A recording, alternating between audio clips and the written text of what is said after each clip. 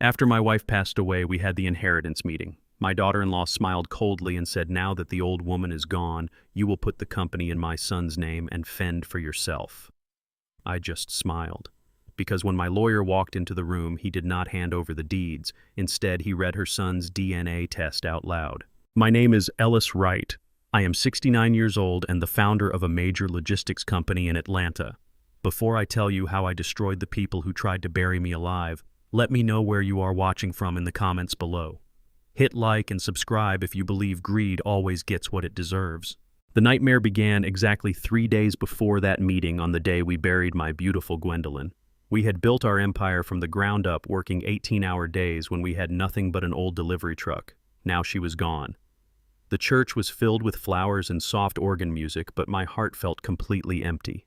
I was standing near the front pew trying to gather the strength to say goodbye when I heard a harsh whisper coming from the vestibule. I stepped closer to the wooden doors and heard my daughter-in-law, Courtney, arguing with the funeral director. Her voice was sharp and full of irritation. "Listen to me. There is no reason to spend $10,000 on a mahogany casket for a dead woman. She goes into the ground. Nobody cares about the wood. You need to downgrade this and refund the difference to my husband immediately. We have a business to run." I stood frozen in the shadows.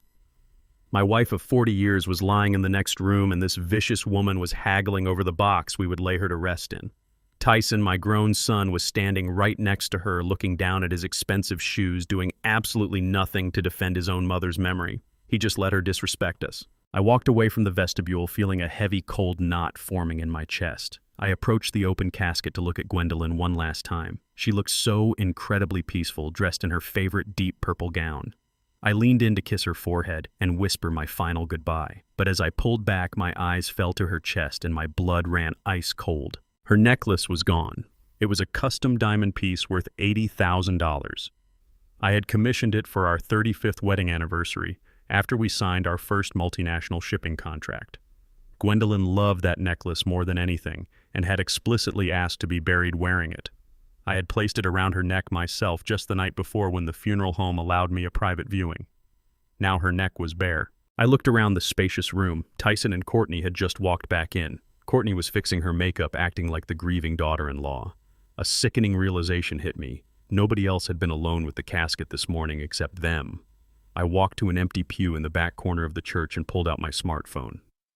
A few months ago, I had discreetly upgraded the security system at our Atlanta estate, including hidden cameras in the main hallways and guest bathrooms, because I noticed small amounts of cash going missing whenever Tyson and Courtney visited.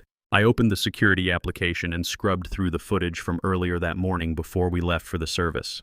I clicked on the upstairs guest bathroom camera. The video loaded and I felt my stomach churn. There was Courtney standing in front of the marble sink. She was holding Gwendolyn's $80,000 diamond necklace up to the bright light. She placed it on a white towel and started snapping pictures of it from multiple angles with her phone. The audio picked up her voice perfectly. She was on speakerphone with someone. I turned up the volume on my device, holding it close to my ear. "I got it," she whispered into the phone. "The diamonds are flawless, just like you said. How much can your pawn guy give me for it today? I need liquid cash right now." A male voice responded through her phone speaker from the other end. It sounded slightly muffled, but the disgusting greed was absolutely clear. He told her she could get at least 40 grand if she moved it quietly. Courtney laughed, a cruel sound that made my hands shake with fury. "Perfect," she replied. "The old man is completely out of it. He will not even notice it is missing until she is 6 feet under. And honestly, he is next. He will not live long without her. Once he is out of the way, we will sell the house and the company. I am sending you the pictures now. Set up the meeting." She slipped my dead wife's necklace into her designer purse, fixed her hair in the mirror, and walked out of the frame. I sat in the silent church pew, staring at the blank screen on my mobile phone. My own family had actually robbed my wife on the day of her funeral. Most men would have stormed over to the casket, grabbed that greedy woman by her shoulders, and demanded the jewelry back right then and there. I wanted to scream and tear the church apart and banish Tyson and his awful wife from my sight forever, but I did not. In the corporate world, you do not show your hand until you hold all the winning cards. I wiped my eyes, smoothed my suit jacket, and walked back to the front of the church. I stood right next to Courtney and thanked her for her support. She smiled at me with those fake, sympathetic eyes, completely unaware that I had just watched her desecrate my wife's memory. I played the part of the weak old man perfectly. As soon as the burial service concluded, I did not go to the reception. I drove straight back to the estate, walked into my private office, and locked the heavy oak door behind me. I immediately dialed the number of my corporate lawyer, Bradley Pierce. Bradley answered on the second ring. I did not waste time with pleasantries. "Bradley," I said, keeping my voice low and steady, "I need you to completely lock down all of my safe deposit boxes at the bank immediately. Remove Tyson from any authorized visitor lists and flag the accounts for fraudulent activity." Bradley paused for a moment, sensing the absolute ice in my tone. "Consider it done, Ellis," he replied. "Is there a problem we need to discuss?" I looked at the framed photo of Gwendolyn sitting on my desk. "They have crossed a line that cannot be crossed," I told him. "The trap begins today. They think I am just a frail old widower waiting to die. They are going to find out exactly why I own this city." Exactly 72 hours after we laid Gwendolyn to rest, the real attack began. I was sitting in my study, looking out the bay window at the sprawling Atlanta estate I had purchased for my wife 2 decades ago. The heavy oak doors swung open without a knock. Courtney marched in wearing a sharp designer suit that screamed corporate takeover, followed closely by Tyson, who looked like a scolded dog trailing behind its master. She did not offer a greeting. Instead, she slammed a thick stack of legal documents onto my mahogany desk with a loud thud. "Sign these," she demanded, crossing her arms over her chest. I slowly put down my reading glasses and looked at the papers. They were drafted by a cheap downtown law firm I did not recognize. I asked her what exactly I was looking at. Courtney smirked and leaned over the desk, her tone dripping with absolute condescension. "It is a full transfer of ownership," she announced proudly. "You are stepping down as CEO of the logistics company effective immediately. The entire corporate entity will be placed into a trust for your 7-year-old grandson, Wyatt. Since he is a minor, Tyson will assume full executive control and voting rights as his legal proxy. You are completely out." I stared at her, letting the sheer audacity of her words hang in the silent air. Before I could even respond, she tapped her manicured fingernail against the second page of the document. "Oh, and there is one more thing," she added, her voice growing colder. "We are taking over this estate. You have 30 days to pack your things and vacate the premises. You can go buy a small condo somewhere quiet or check into a retirement home. Wyatt needs the space to grow up in a proper environment, and frankly, having a depressed old man wandering these halls brings bad energy into my son's life." My own son Tyson stood there shuffling his feet, staring at the Persian rug. He did not say a single word to defend me or the home his mother had spent her life building. He just let his wife dictate the terms of my surrender as if I were a broken-down piece of machinery ready for the scrapyard. They truly believed my grief had made me weak. They thought losing the love of my life meant I had lost my mind and my power. I looked back down at the documents, feeling the familiar cold fire of business warfare igniting in my veins. They had absolutely no idea who they were dealing with in this very room right now. It was pathetic. I just remained perfectly still. I pushed the papers back across the polished wood and looked her directly in the eye. "I am not signing anything," I said calmly. My voice did not shake. My tone remained flat and completely devoid of emotion. "This company belongs to me. It was built with my sweat and Gwendolyn's brilliance long before you ever manipulated your way into our family. And this house will remain my home until the day I decide otherwise. You can take your ridiculous contracts and leave." Courtney's face turned an ugly shade of red. The arrogant smirk vanished instantly, replaced by a venomous scowl. She was not used to being told no. For years she had manipulated my son with ease, and she naturally assumed I would be just as soft, just as pliable. She slammed her hands down on my desk, leaning so close I could smell her overpowering floral perfume. "You stupid, stubborn old man," she hissed, her eyes narrowing with absolute rage. "Do you really think you have a choice here? Do you think you can just dismiss me?" In a sudden fit of violent anger, she swiped her hand across the edge of my desk. Her palm struck the ceramic coffee mug Gwendolyn had bought for me last Christmas. The mug flew off the edge and shattered into dozens of pieces against the hardwood floor, splashing cold coffee everywhere. "Sign the papers!" Courtney screamed, her voice echoing loudly off the library walls. "If you do not put this company in my son's name right now, I swear to you that you will never see Wyatt again. I will cut you off completely. You will die alone in this massive empty house, and your grandson will not even be allowed to attend your funeral. Do you hear me? You will be dead to him." You will be absolutely nothing." Through this entire psychotic outburst, Tyson did not move a single inch. My 32-year-old son stood paralyzed watching his wife scream at his grieving father just days after his mother's funeral. He did not reprimand her for breaking my property. He did not tell her to lower her voice. He just kept his head down, letting her use his own child as a weapon of financial extortion. Seeing him cower like that confirmed everything I needed to know. The boy I had raised, the son I had loved, was completely gone. It was truly pathetic. In his place was merely a hollow shell of a man perfectly willing to sell out his own flesh and blood for a comfortable life. I felt absolutely no sorrow for him anymore. Only a profound, cold, calculating emptiness inside my very soul. A normal grandfather might have broken down in tears at the horrific threat of losing his only grandson. A weaker man would have reached for the pen and signed away his life's work just to maintain a fragile illusion of family harmony. But I was not weak, and I certainly was not delusional anymore. I looked at Courtney, panting and red-faced, standing over my ruined coffee mug. Then I looked at Tyson, still staring meekly at the floorboards. I did not yell. I did not curse at them or demand apologies. Instead, I simply smiled. It was a slow, chilling smile that spread across my face, born entirely from the absolute certainty of my impending victory over these two greedy parasites. I smoothly stood up from my leather executive chair.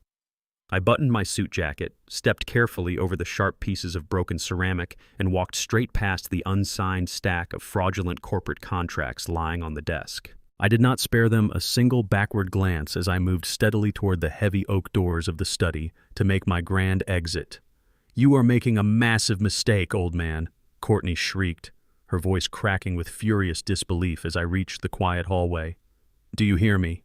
I will make you pay dearly for this. You are going to lose absolutely everything today." I let the heavy doors click shut behind me, sealing her hysterical threats inside the room. She was right about one thing. Someone was definitely going to pay a very steep price for this disgusting display of disrespect. As I walked calmly down the grand staircase, I reached into my pocket to call Bradley. The time for mourning was officially over. It was time to start systematically dismantling their completely fake lives. The very next morning, I drove into the city to pick up my regular heart medication at the local pharmacy. The sun was shining brightly, completely indifferent to the ugly war that had just been declared inside my home. I walked up to the counter and greeted the pharmacist named David, who had known Gwendolyn and me for over a decade. He handed me the small white paper bag with my prescription and casually announced the total. I reached into my leather wallet and handed him my primary platinum credit card. I watched as he swiped it through the machine. The terminal beeped a sharp, harsh tone indicating an error. David frowned and tried it again, wiping the magnetic strip on his apron just to be sure. He looked up at me with a genuinely apologetic expression, explaining that the card had been declined by the issuer. I felt a slight shift in the atmosphere, but kept my posture completely relaxed. I simply pulled out a second credit card from a completely different banking institution and handed it over. David processed it. The machine beeped again, returning the exact same rejection code.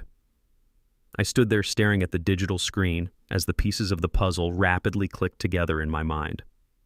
10 years ago, when Gwendolyn was managing our household finances, she had insisted on granting Tyson joint access to our primary personal checking and credit accounts. She believed it was a sensible precaution in case we ever had a medical emergency while traveling abroad. I never bothered to revoke that access because I trusted my son implicitly. Now Tyson and Courtney were weaponizing my dead wife's trust against me. They had intentionally frozen all of my personal funds overnight. This was Courtney's brilliant strategy to break my spirit and starve me out. She calculated that a grieving elderly man cut off from his own wealth would panic and surrender the logistics empire just to survive. They wanted to humiliate me in public, making me feel completely powerless without their permission to exist. I looked at the rejected plastic cards sitting on the pharmacy counter. A younger man might have felt a rush of absolute terror, realizing his own child had legally locked him out of his life savings. But I just felt a cold, calculating wave of clarity wash over me. I did not show a single ounce of embarrassment or frustration. I smiled warmly at David and apologized for the banking glitch, blaming it on a routine security hold due to my recent large funeral expenses. Then I reached into the hidden back compartment of my wallet and slowly pulled out a heavy black titanium Centurion card. I placed it gently on the glass counter. It landed with a solid metallic clink. This card was not connected to any domestic bank. It was securely tied to a blind offshore trust in Switzerland that Gwendolyn and I had established nearly 20 years ago to protect our most critical liquid assets. It was a financial fortress that Tyson and his greedy wife knew absolutely nothing about because their names were nowhere near the paperwork. David processed the heavy black card and the transaction was approved instantly without a single second of delay. I thanked him, took my medication, and walked out of the pharmacy with my head held high. I climbed into the driver's seat of my car parked in the quiet lot. I did not start the engine immediately. Instead, I pulled out my phone and dialed my corporate lawyer, Bradley Pierce. He answered right away, knowing I would only call this early if the situation had escalated.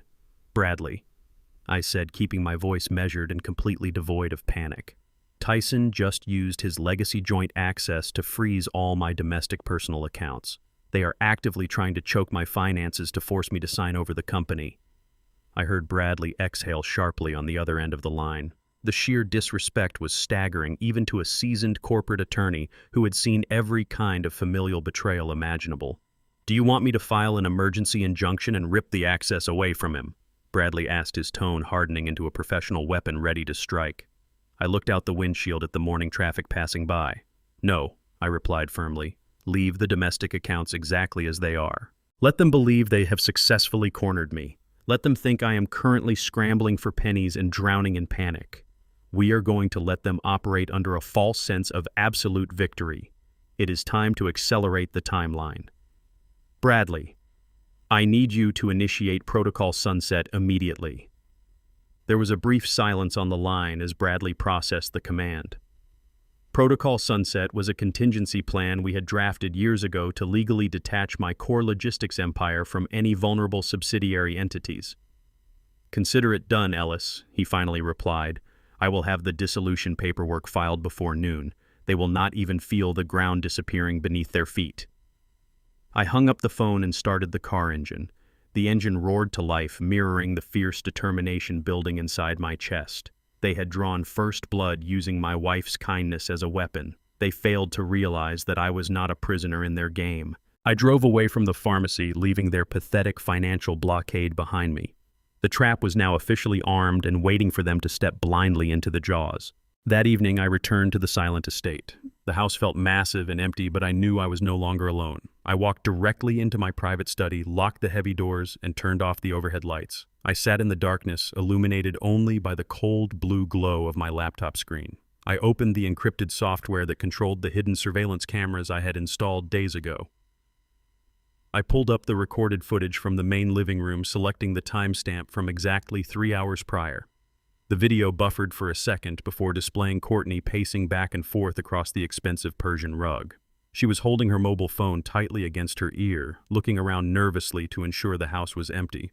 I cranked up the volume to catch every single word. Her voice was an urgent, hushed whisper. "I did it, Cameron," she said, practically breathless with excitement. "We locked the old man out of everything this morning. His accounts are completely frozen. He has no money and no options left." I leaned forward in my leather chair, staring intently at the screen. Cameron. That name hit me like a physical blow. She was not talking to Tyson or a shady lawyer. She was updating an outsider. "The company will be entirely ours by the end of the week." Courtney continued pacing toward the window. "Tyson is clueless and the old man is broken. We just have to stick to the plan." I paused the video, letting the sickening reality wash over me. The betrayal was not just about a greedy daughter-in-law and a cowardly son. There was a third player involved in this hostile takeover, and I was going to find out exactly who this Cameron was. The very next morning, I contacted Arthur, a retired federal agent who now operated the most ruthless private investigation firm in the state of Georgia. I did not invite him to my home or my corporate office. Instead, we met at a quiet diner on the outskirts of the city, far away from any prying eyes. I slid a sealed folder across the table containing the audio clip from the hidden camera and the exact timestamp of Courtney's late-night phone call. I needed to know exactly who was on the other end of that line. Arthur took the folder without asking any unnecessary questions, promising me a comprehensive profile within 48 hours. He delivered the results in less than 24. I was sitting on the balcony of my downtown penthouse when Arthur handed me a thick manila envelope. The target is a man named Cameron Walsh. Arthur stated plainly, taking a seat opposite me. He traced the burner phone Courtney had been calling straight back to a registered corporate account. The name struck like a physical blow. Cameron Walsh was not a random stranger or a simple romantic affair partner. He was the chief executive officer of Apex Freight, a direct rival logistics firm located right here in Atlanta. A decade ago, Cameron and I had fiercely competed for a massive government shipping contract that would solidify the winner as the undisputed king of the southeastern supply chain. I outmaneuvered his company at every single turn, exposing his highly unethical labor practices and securing the exclusive contract for my own empire. Cameron nearly went bankrupt after that monumental defeat and swore he would eventually destroy everything I had built. I had completely dismissed his threats as the desperate cries of a sore loser and simply moved on with my life. Now, 10 years later, the man had slithered his way right back into my world through the weakest possible entry point imaginable. He had targeted my greedy daughter-in-law. Courtney was not just plotting a standard family inheritance grab. She was actively colluding with my oldest corporate enemy to orchestrate a hostile takeover from inside my own house. Arthur watched my face carefully as I processed this dark revelation. He poured himself a cup of black coffee and leaned forward, indicating that the investigation was far from over. "I have more," Arthur said, tapping the envelope. Arthur pulled a second stack of documents from the manila envelope and spread them across the glass table. These were not blurry photographs or vague circumstantial assumptions. They were high-resolution printouts of highly encrypted corporate emails, detailed routing manifests, and strictly confidential financial ledgers. I picked up the first page and immediately recognized the internal bidding spreadsheets for my company. These were the exact profit margins and operational cost projections we had prepared for a highly lucrative supply chain contract last quarter. I lost that specific bid to Cameron Walsh by a suspiciously narrow margin of just 2%. Now the infuriating reason was staring me right in the face.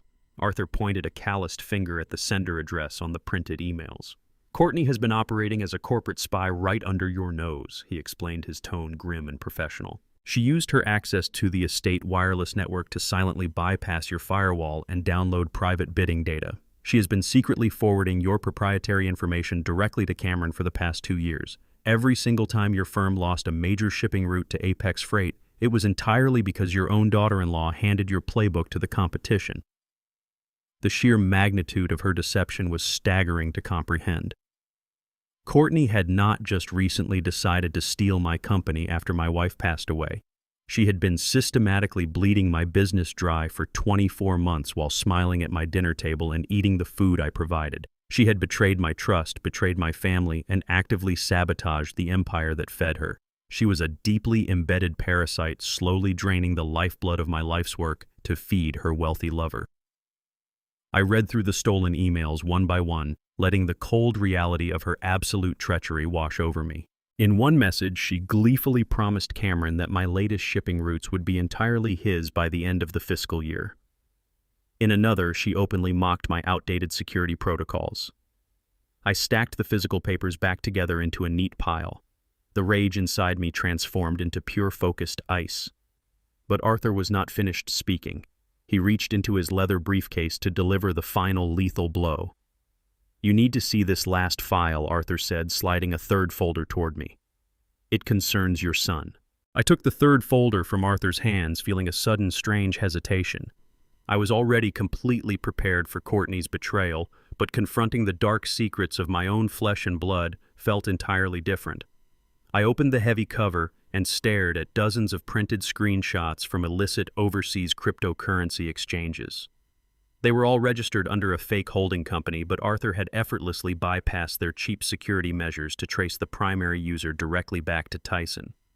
My son was not just a weak man manipulated by a greedy wife. He was a reckless, compulsive gambler who had been rapidly incinerating vast amounts of digital money on highly volatile underground betting platforms. Arthur leaned across the table and pointed to a specific ledger line highlighted in bright yellow marker. "Over the past 18 months, Tyson has accumulated exactly $500,000 in gambling debts," Arthur explained, his voice steady and clinical. "He borrowed heavily from unlicensed offshore syndicates, thinking he could easily win it back before anyone noticed the massive deficit. When the syndicates finally came collecting, Tyson panicked because he did not have access to that kind of liquid cash without you noticing the withdrawal from his joint accounts.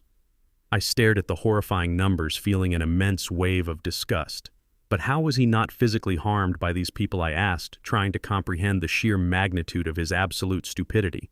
Because someone stepped in and quietly bought his debt, Arthur replied, pointing to another column of highlighted financial transactions. Cameron Walsh paid off the entire $500,000 balance using a shell corporation linked to Apex Freight. He completely bailed your son out of a deadly situation, but he did not do it out of charity. He bought ownership of Tyson. The horrible reality crashed over me like a tidal wave of shattered glass. Courtney was not acting alone in her vile corporate espionage, and Cameron was not just a random rival stealing my shipping routes.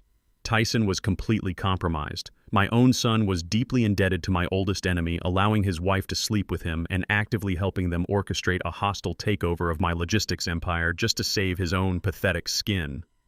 I closed the final folder, tightly sealing away the last remaining shred of parental love I had left inside my broken heart for that miserable boy, forever. I needed undeniable audio proof of my son's direct complicity before I incinerated his life. That afternoon, I drove my discreet gray sedan back to the estate. I parked a block away and walked onto the property through the dense tree line, avoiding the main security cameras that Courtney was undoubtedly monitoring. I slipped quietly into the spacious garage where Tyson's luxury sports car was parked. He had bought that absurdly expensive vehicle using a bonus I gave him 5 years ago when I still believed he had potential. I reached under the passenger seat and firmly attached a magnetic voice-activated listening device I had acquired from Arthur. I activated the transmitter, synced it to my secure smartphone application, and retreated into the shadows silently. I returned to my downtown penthouse and sat by the large glass window waiting patiently for the notification. At exactly 6 o'clock that evening, my phone buzzed on the coffee table, indicating the audio transmitter in Tyson's car had been triggered. I placed my noise-canceling headphones over my ears and hit play. The audio feed was crystal clear, capturing the sound of the car engine running and the heavy rhythmic thud of the windshield wipers. It was raining heavily in Atlanta, adding a dark, gloomy atmosphere to the already tense situation. I could hear the muffled sounds of city traffic outside the vehicle, but the voices inside the cabin were sharp and perfectly audible. Tyson and Courtney were driving back from an expensive dinner downtown. At first, the ride was completely silent, save for the hum of the luxury engine. Then Tyson broke the quiet atmosphere with a heavy, frustrated sigh. He complained about the quality of the steak at the restaurant, whining like a spoiled teenager. Courtney immediately snapped at him, her voice dripping with absolute contempt. She told him to stop complaining about minor inconveniences when they were so close to executing the final phase of the corporate takeover. "You need to keep your nerves steady, Tyson," she scolded him sharply. "The old man is completely cornered now. His domestic accounts are locked and he is practically a ghost around the estate. We just need him to crack and sign the equity transfer paperwork by Friday. If you mess this up because you are too nervous or feeling guilty, I swear I will take Wyatt and leave you with nothing." Tyson did not yell back. He did not defend his own father or demand respect from his wife. Instead, his response was a pathetic, whimpering justification that made my stomach churn with absolute disgust. "I am not feeling guilty, Courtney," he replied defensively. "I just hate waiting around for the old man to finally cave. I want my new office and my new title at Apex Freight right now. I need this deal to close fast before those offshore syndicates realize Cameron paid them off and try to come back for more interest." The sheer cowardice in his voice was palpable. Then Courtney let out a sharp, condescending laugh that pierced through my headphones like a rusty blade. She mocked him openly and mercilessly, reminding him exactly why he was in no position to make any demands whatsoever.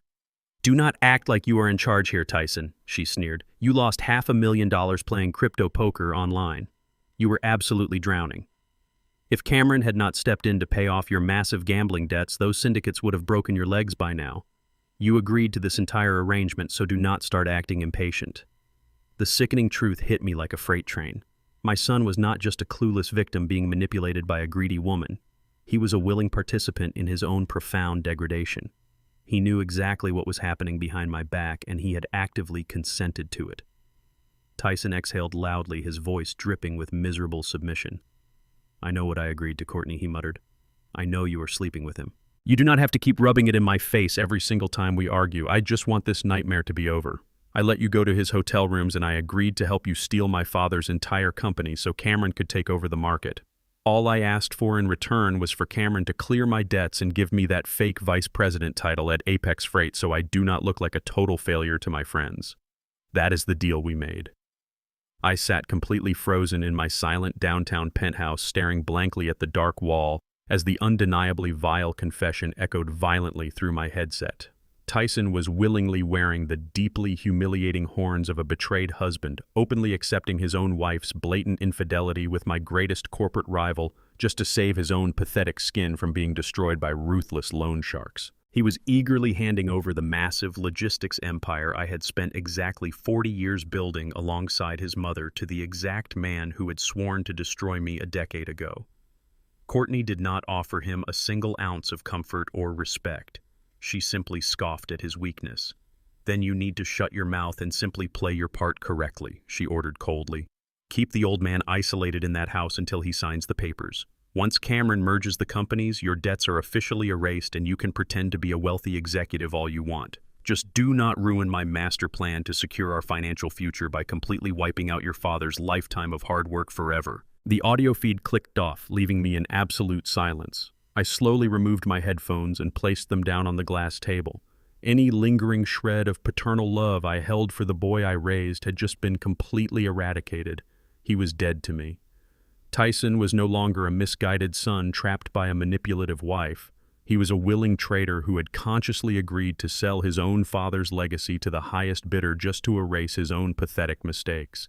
He had absolutely no respect for me and truly zero respect for his mother Gwendolyn's beautiful memory. The very idea that he was comfortably sleeping under my roof while eagerly waiting to hand my empire over to Cameron filled me with a cold, unyielding rage. I stood up from my chair and looked out over the glowing skyline of Atlanta. This city was built on ruthless business, and I was about to show them exactly how I had conquered it in the first place. I picked up my phone and sent a brief text message to Bradley. The message was incredibly simple but entirely final. "The gloves are completely off," I typed firmly. "Prepare the maximum penalty clauses for the corporate restructuring immediately and send Arthur back out to gather more physical evidence on Wyatt. I am going to obliterate every single aspect of their miserable lives." I locked my phone screen and smiled. They wanted a war, and I was going to deliver a massacre. 2 days later, I was sitting quietly in the main living room reading a financial journal when the heavy front doors swung open. Courtney strutted into the foyer wearing a bright designer dress, followed closely by a sharp-dressed woman clutching a digital measuring laser and a thick clipboard. They completely ignored my presence on the sofa, as if I were merely a piece of outdated furniture waiting to be discarded. Courtney gestured grandly toward the high vaulted ceilings and the sweeping mahogany staircase. The real estate agent immediately began pressing buttons on her laser device, capturing the exact square footage of the grand entryway. I lowered my journal and watched them with mild amusement, masking the intense calculation happening behind my eyes. "This house has incredible bones," Courtney announced loudly, ensuring her voice carried perfectly across the room to reach my ears. "We are planning to list it by the end of the month. My husband Tyson is launching a massive new logistics venture, and we need to liquidate this oversized dinosaur to secure immediate capital for his expansion."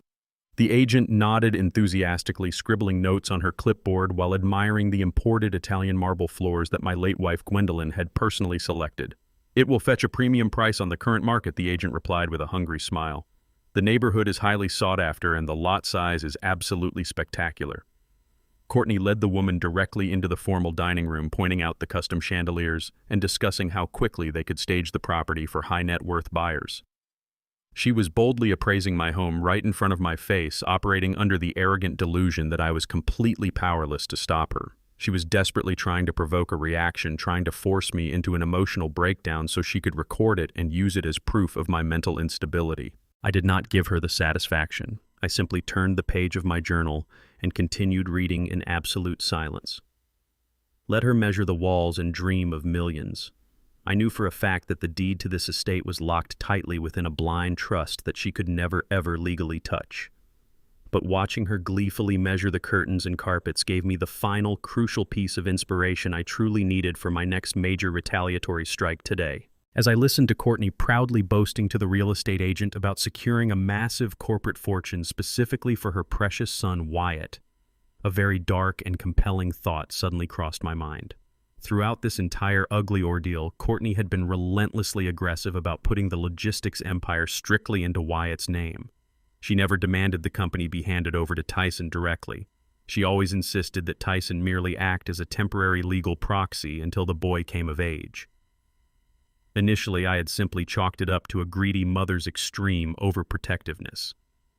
But after hearing that horrifying wiretap recording where Tyson openly admitted he knew Courtney was actively sleeping with Cameron, my perspective shifted entirely. If Courtney had been having a passionate ongoing affair with my greatest corporate rival, why was she so completely obsessed with building an empire for a child who shared my bloodline? Unless, of course, the boy did not share my bloodline at all. I waited patiently until Courtney and her flashy real estate agent finally left the property to go look at luxury staging furniture. The moment I heard her car engine fade down the long driveway, I stood up from the sofa and walked purposefully upstairs toward the guest wing where they were currently staying. I slipped quietly into the spacious bathroom that connected to 7-year-old Wyatt's bedroom. The room smelled like expensive lavender soap and bubble bath. I approached the marble vanity and found the small blue plastic hairbrush that Wyatt used every single morning before school. Using a clean pair of tweezers, I carefully extracted several long strands of fine hair that still had the vital root follicles securely attached. I placed the delicate strands into a sterile plastic evidence bag I had acquired from my private investigator. Next, I walked over to the opposite side of the bathroom sink where Tyson kept his personal grooming supplies. I found his electric shaver resting on the charger. I opened the small compartment and carefully tapped out a substantial amount of hair trimmings and skin cells into a second sterile plastic bag. I sealed both bags tightly and labeled them with absolute precision, ensuring there could be absolutely no mistakes or contamination during the testing process.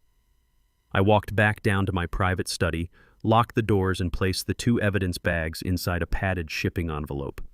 I filled out a priority overnight delivery form addressed to an elite private genetics laboratory located in another state. This particular laboratory specialized in conducting highly confidential and heavily expedited paternity tests for high-net-worth individuals demanding complete anonymity. I called a private courier service to come pick up the package directly from my secure mailbox outside the main gates. As I handed the envelope to the driver, I felt a sharp pang of sorrow for the innocent little boy playing outside, unaware of his mother's deceit. But the truth must be fully exposed before I finalized my ultimate revenge. For the next 3 days, I completely transformed myself into the pathetic, defeated old man that Tyson and Courtney desperately wanted me to be. The waiting game was a psychological torture test, but my 40 years in the cutthroat logistics business had forged my patience into absolute steel. I spent most of my time sitting silently in my armchair, staring blankly out the window as if I were paralyzed by grief and financial ruin. Courtney took my silence as a total victory and ramped up her daily psychological abuse to unbearable levels. She began serving my meals on cheap disposable paper plates, complaining loudly about how much my grocery bills were draining their future wealth. She openly discussed selling Gwendolyn's antique furniture right in front of me, mocking my inability to intervene. Tyson simply ignored my presence, completely avoiding eye contact whenever he walked through the living room to pour himself a drink. He strutted around the estate, acting like he was already the undisputed king of my empire, entirely unaware that he was just a disposable pawn in his wife's sick game. Every time they insulted me or dismissed me, I simply lowered my head and let their vile arrogance feed the blazing furnace of my impending retaliation. I knew they were rushing to finalize the corporate equity transfer documents, with Cameron feeling invincible because I was not fighting back. But I did not need to fight back with angry words or useless arguments. I was simply waiting for the science to speak for me. On the morning of the 4th day, my secure mobile phone vibrated silently inside my suit jacket pocket. An encrypted email from the private genetics laboratory had just arrived, carrying the final devastating truth that would permanently shatter their entire universe into dust today. I read the digital DNA report twice to ensure I fully comprehended the absolute destruction it contained before deleting the encrypted email from my mobile device. The science was completely undeniable, and it gave me the ultimate leverage I needed to crush them. However, I could not spring the trap while still living under the same roof. I needed to give Courtney and Tyson the illusion of total victory so they would blindly step into my final corporate snare. I needed to convince them that I had completely surrendered. I went upstairs to the dusty attic and found an old battered leather suitcase I had not used since my early days building the logistics company. I brought it down to my bedroom and packed only the most basic essentials. I grabbed a few faded shirts, 2 pairs of worn trousers, and my basic toiletries. I left all my custom-tailored suits, expensive watches, and valuable mementos completely untouched in the closets to make my departure look desperate and uncalculated. I walked down to the main kitchen and grabbed a piece of cheap lined notebook paper. I picked up a pen and forced my handwriting to look shaky and weak. I wrote a brief, pathetic note addressed to Tyson. I told him that the grief of losing Gwendolyn and the stress of our constant arguing had finally broken my spirit. I claimed I could no longer bear to be a burden on his new family and was moving into a cheap motel on the outskirts of the city to live out my remaining days in quiet isolation. I placed the folded note directly in the center of the kitchen island where Courtney would immediately find it. I grabbed my battered suitcase and walked out the front door without looking back. I deliberately left my luxury sedan parked in the main driveway and instead called a regular city taxi to pick me up at the front gates. As the yellow cab pulled away from the grand estate, I looked back at the towering columns and sprawling manicured lawns. Tyson and Courtney were likely asleep upstairs, dreaming of the fortune they thought they had just secured. They believed they had successfully driven an old grieving man out of his own home. They thought I was retreating to a dirty motel room to waste away in poverty and shame. They had absolutely no idea that I was simply repositioning my pieces on the board to execute a flawless checkmate. I watched the wrought iron gates close behind me, feeling a profound sense of liberation. The hardest part of this war was finally over, and the incredibly satisfying destruction was just about to officially begin. A few hours later, my secure mobile phone vibrated continuously with numerous incoming notifications. I opened my hidden tracking application and accessed Courtney's public social media profile. She had just uploaded a highly produced live video that was already gaining massive attention across her network. I pressed play and watched her put on the absolute performance of a lifetime. She was sitting in my formal living room, holding a crumpled tissue, pretending to wipe away fake tears while looking directly into the camera. She sniffled loudly and spoke with a perfectly manufactured tremble in her voice. She announced to her followers that her elderly father-in-law had tragically lost his grip on reality due to his overwhelming grief. She blatantly lied, claiming that I had suffered a severe mental breakdown and simply abandoned my devastated family without any warning.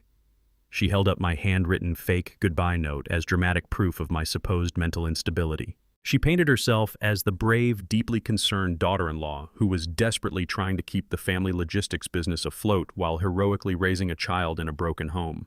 She begged her audience for prayers and sympathy, successfully manipulating hundreds of gullible friends into leaving supportive comments and condemning my imaginary selfishness. It was a completely masterclass performance in playing the ultimate victim while actively committing extreme elder abuse behind closed doors. But her digital pity party was only the first part of their aggressive morning agenda. I switched the feed over to the estate's exterior security cameras and witnessed their true colors emerge instantly. Within an hour of posting that pathetic crying video, Tyson and Courtney had hired a professional locksmith crew to completely secure the property. I watched silently as the workers drilled out every single deadbolt on the heavy front doors, the side entrances, and the garage access panels. Courtney paced around the front porch, aggressively ordering the locksmiths to hurry up and replace the hardware with high-security electronic keypads. She wanted to make absolutely certain that I could never return and claim my own home. Tyson stood beside her, crossing his arms, trying to look authoritative while actively aiding in his own father's illegal eviction. They believed they were fortifying their newly stolen castle against a homeless old man who had completely surrendered his empire. They felt incredibly powerful locking me out. They had absolutely no concept that they were merely barricading themselves inside a magnificent golden cage that I was preparing to completely obliterate from the outside very soon. I closed the security application on my phone and chuckled quietly. Their arrogant haste to erase my existence was exactly what I needed them to show today. In reality, I was nowhere near a filthy roadside motel. I was sitting comfortably inside my $4 million luxury penthouse located in the very heart of downtown Atlanta. The panoramic floor-to-ceiling windows offered a stunning, uninterrupted view of the sprawling city skyline that I had helped build over the past 4 decades. My corporate attorney, Bradley Pierce, sat directly across from me in the expansive living room. The massive custom glass dining table between us was completely covered in thick stacks of highly sensitive legal documents. Bradley poured us both a glass of aged bourbon before spreading out the final set of restructuring contracts. We had worked tirelessly through the night to prepare the ultimate federal fraud trap for my ungrateful son and his treacherous wife. I picked up the master document, which was expertly designed to look like a standard executive equity transfer form. It was incredibly deceptive and flawlessly executed. Bradley leaned forward, pointing his pen at the signature line resting at the very bottom of the page. Once Tyson and Courtney use the company stamp to authorize these specific route transfers to Cameron, they will immediately cross the point of no return, Bradley explained, his voice laced with grim satisfaction. They think they are simply transferring the shipping contracts, but they are actually signing a confession. I took a slow sip of the rich bourbon, feeling the smooth burn coat my throat. I looked down at the lethal paperwork that would soon bankrupt Cameron and send my treacherous family into absolute financial ruin. The trap was set perfectly. Let them enjoy their stolen house for the weekend, I said softly. By Monday morning, they will have absolutely nothing left to claim. Their entire existence will be wiped out by their own blind greed forever. By Monday morning, the absolute arrogance of my son and his treacherous wife had reached its absolute peak. Believing I was rotting away in a cheap roadside motel, Tyson and Courtney marched directly into my executive suite at the downtown corporate headquarters. They bypassed the administrative staff and locked themselves inside my private office, acting like conquering royalty. Through the hidden security cameras I had previously installed in the ceiling, I watched them meticulously lay out a massive stack of highly lucrative supply chain contracts across my custom mahogany desk. These specific documents represented the absolute lifeblood of my logistics empire, including our most profitable federal shipping routes across the eastern seaboard. Courtney reached into her expensive designer handbag and pulled out my primary corporate authorization stamp. She had illegally stolen it from my home safe during the weekend, believing it was the ultimate key to completely draining my wealth. Tyson sat in my leather chair holding a gold-plated pen. He looked nervous for a brief second, wiping sweat from his forehead, but Courtney quickly leaned over and whispered something in his ear. She reminded him that Cameron was waiting for the paperwork, and that his massive cryptocurrency gambling debts would finally be erased once the merger was officially completed today. Tyson nodded eagerly, pushing his guilt aside. He stamped the first thick contract with a loud, aggressive thud. He quickly signed his name on the proxy authorization line, forcefully transferring my most valuable commercial shipping routes directly over to Cameron Walsh and Apex Freight. He stamped the next document, and then the next, working with a frantic, greedy rhythm. Courtney stood right behind him, rubbing his shoulders and smiling brightly, completely oblivious to the massive financial execution they were currently orchestrating against themselves. They felt incredibly powerful, stealing my life's work. They thought they were ruthlessly gutting my company to build their own wealthy future. I watched the live video feed from my penthouse suite, sipping my black coffee with absolute satisfaction. They were using a stolen piece of metal to stamp their own federal death warrants, and I did not lift a single finger to stop them. Every single reckless signature pushed those two fools considerably closer toward experiencing total financial annihilation very soon. The silent corporate slaughter had now officially and irreversibly begun, right before my very attentive watching eyes. I smiled extremely wide. It worked. What Tyson and his remarkably ignorant wife failed to comprehend was the intricate legal architecture holding my entire logistics operation together. While I was sitting comfortably alongside Bradley in my penthouse reviewing the live feed, I explained exactly why those documents they were joyfully signing were utterly useless for their hostile takeover. A week prior, I had executed a brilliant administrative maneuver. I had completely dissolved the specific corporate entity holding those federal shipping contracts. By legally shifting the core assets into a newly established holding corporation, I had rendered the old company name completely void. Therefore, the stack of impressive-looking papers Tyson was currently stamping did not actually transfer any active ownership to Cameron Walsh. Instead, those outdated contracts contained a very specific hidden clause that Bradley and I had explicitly drafted for moments of extreme corporate espionage. The documents were fully loaded with a deadly poison pill designed to financially execute anyone attempting an unauthorized acquisition. The clause clearly stipulated that any individual attempting to transfer or assume ownership of those federally regulated routes without my direct personal signature would immediately incur a devastating fine. It was an absolutely ironclad breach of contract penalty, mandated by federal commerce regulations. The fine was set at exactly $20 million. The sheer beauty of the trap was its absolute simplicity and quiet lethality. Tyson believed he was erasing a $500,000 crypto gambling debt by handing my empire over to my greatest rival. Cameron believed he was finally securing his ultimate victory over me by utilizing my foolish son as a convenient backdoor into my network. In reality, neither of them was gaining a single cent or a single shipping route. By forcefully attaching his signature and my corporate stamp to those specific documents, Tyson was legally binding himself and Apex Freight to pay the massive $20 million penalty immediately. Because Cameron was the intended beneficiary listed on the fraudulent transfer papers, his logistics company would automatically inherit the catastrophic financial liability the exact second the documents were processed. I watched Bradley smile as he carefully examined the duplicate electronic copies we received through our secured network notification system. "It is completely done, Ellis," my lawyer confirmed, his voice laced with an undeniable sense of grim professional satisfaction. "They have successfully swallowed the bait. The moment those signed pages hit the central banking database, Apex Freight will trigger a severe liquidity crisis. Cameron will face immediate bankruptcy, and Tyson will be personally liable for aiding massive commercial fraud." I took another slow sip of my coffee, feeling a profound sense of peace wash over my tired soul. My legacy was incredibly safe. Theirs was officially obliterated forever because they blindly chose greed over basic loyalty. They walked right into the abyss thinking they had cleverly won the entire war. I knew they were finished, and I was ready for what was coming next. Very soon they would beg for mercy, but none would ever be given today. While Tyson and Courtney were still celebrating their supposed victory inside my office, Tyson's mobile phone suddenly began ringing loudly. The caller identification displayed the name of the chief compliance officer from our primary corporate banking institution. Courtney nodded eagerly, urging him to answer it, believing it was merely a routine confirmation call regarding the new executive handover. Tyson pressed the speaker button with an incredibly arrogant smirk on his face. He leaned back in my leather chair, projecting the false confidence of a powerful new chief executive. The bank official did not offer any warm congratulations. Instead, his voice was extremely rigid and filled with immediate legal concern. He informed Tyson that the contract signatures he had just submitted were highly irregular and lacked the mandatory secondary authorization protocols required for dissolving federal shipping routes. He clearly warned Tyson that proceeding with the submission would flag an aggressive corporate violation alert across their entire financial network.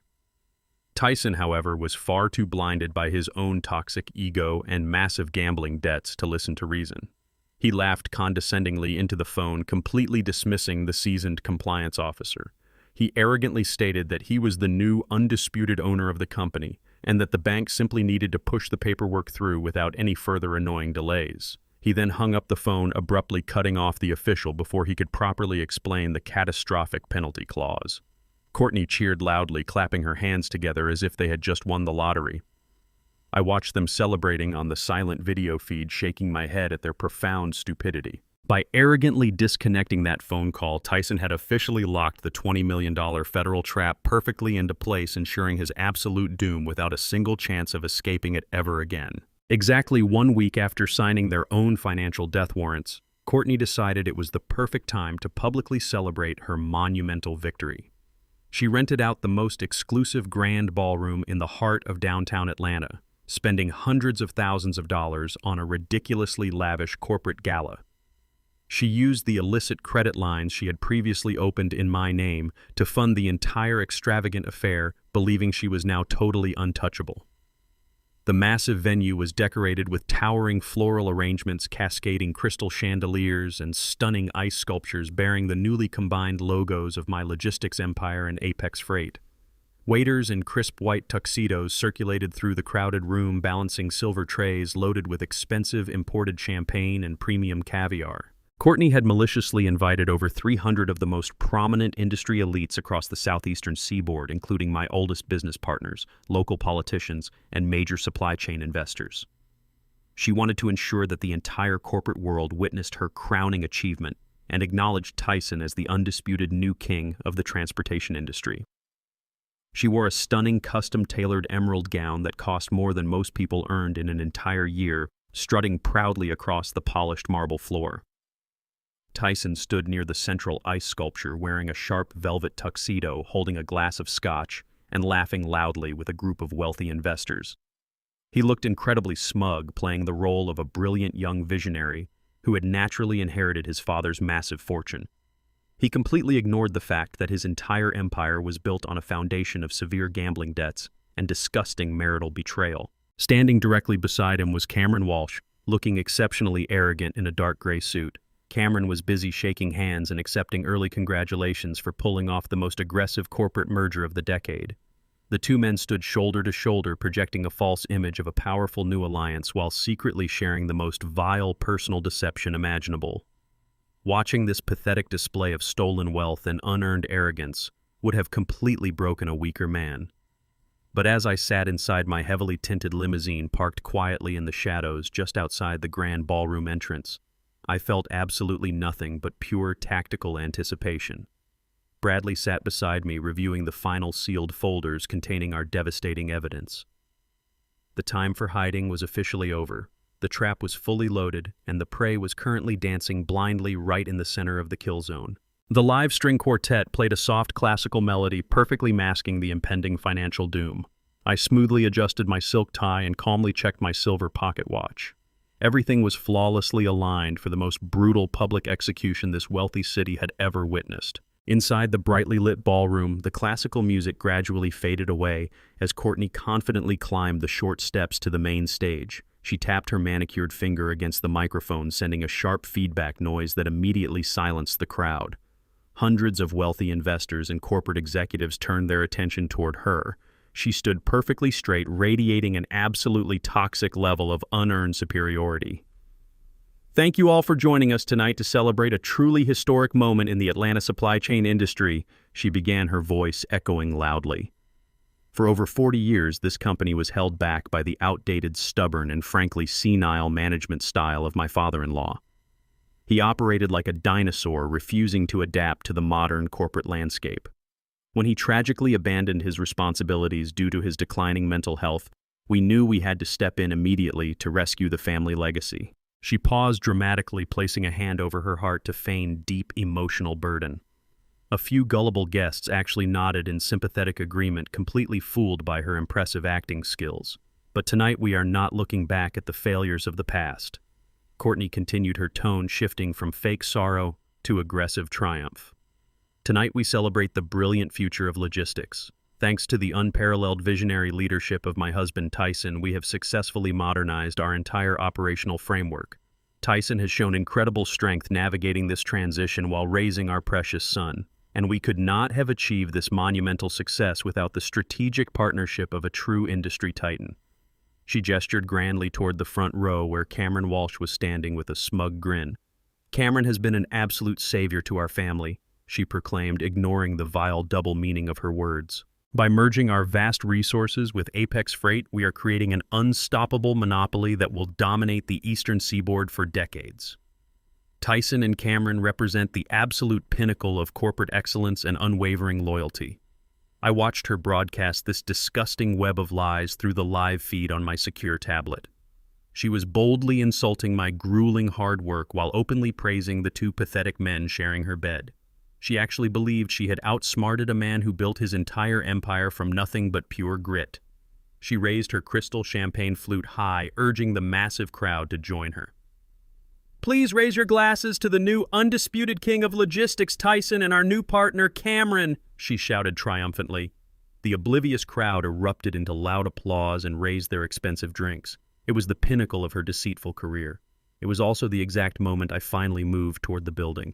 The deafening sound of applause was suddenly shattered by the loud booming crash of the heavy mahogany ballroom doors swinging violently open. The thick wooden panels slammed against the cold marble walls, silencing the room in a single instant. The hired string quartet abruptly stopped playing mid-note. Hundreds of champagne flutes hovered frozen in the air as every single head in the massive venue turned simultaneously toward the grand entrance. I stepped confidently into the brilliant chandelier light, wearing a flawlessly tailored midnight blue Tom Ford suit that projected absolute undisputed executive power. I was clearly not the frail, depressed, elderly victim Courtney had just vividly described to the elite crowd. I stood incredibly tall, my posture completely rigid and my expression entirely devoid of any mercy whatsoever. Flanking me on my right was Bradley Pierce, clutching a thick leather briefcase containing their absolute destruction. On my left marched two stern forensic accountants holding the certified federal audit reports that would officially bury my enemies forever today. The atmosphere in the room shifted instantly from joyful celebration to suffocating tension. I walked down the wide center aisle, the sharp click of my polished dress shoes echoing loudly against the silent marble floor. The sea of wealthy investors instinctively parted, letting me pass with an undeniable air of supreme authority. I kept my dark eyes locked directly on the main stage. I watched the triumphant smile completely melt off Courtney's face, replaced by a look of sheer, unadulterated terror. Tyson dropped his crystal champagne glass, letting it shatter violently against the floor, just like his stolen empire was about to do. Cameron stood entirely frozen, his arrogant posture rapidly collapsing into highly visible panic. They realized the dead man had walked into their private party to burn it all down. Courtney gripped the edges of the wooden podium so tightly her knuckles turned entirely white. Her carefully constructed facade of corporate supremacy shattered the very second I stopped at the edge of the stage. "Security!" she shrieked into the microphone, her voice cracking with pure, unadulterated panic. "Get this man out of my gala immediately. He is trespassing on private property, and he is a danger to himself." Several large men in dark suits stepped forward from the shadows of the ballroom, responding to her desperate command. They moved quickly down the aisles, preparing to physically remove me from the building. I did not flinch or take a single step backward. I simply raised my right hand in a calm, commanding gesture. The silent authority I projected stopped the security team dead in their tracks. These men knew exactly who I was, and they knew I still signed their massive paychecks. They immediately backed down, retreating into the corners of the room, leaving Courtney completely defenseless on the stage. "You have absolutely no right to be here, old man," Courtney yelled, pointing a shaking, manicured finger at my chest. "We own this logistics company now. You signed away your entire life." I ignored her hysterical ranting completely. I turned my head slightly and gave Bradley a brief silent nod. My corporate attorney stepped smoothly away from my side and walked directly toward the main audio-visual control panel situated near the edge of the stage. The hired technicians operating the equipment wisely stepped aside, recognizing the incredibly serious nature of our arrival. Bradley reached into his tailored suit jacket pocket and pulled out a small silver flash drive. He did not ask for permission. He firmly plugged the USB drive directly into the master projector system, overriding the loop of customized corporate merger logos Courtney had painstakingly designed. The massive digital screen behind the stage flickered black for a brief second. Courtney spun around, staring at the blank screen with a sudden horrifying realization that her carefully hidden secrets were no longer secure. Tyson rushed to her side, grabbing her arm, trying to pull her away from the podium, but she was completely frozen in shock. The room fell into an absolutely terrifying silence as hundreds of elite guests held their collective breath, waiting for the digital display to illuminate the undeniable truth right now in front of everyone present here. The giant digital screen behind the podium suddenly illuminated the dark ballroom with a blinding white light.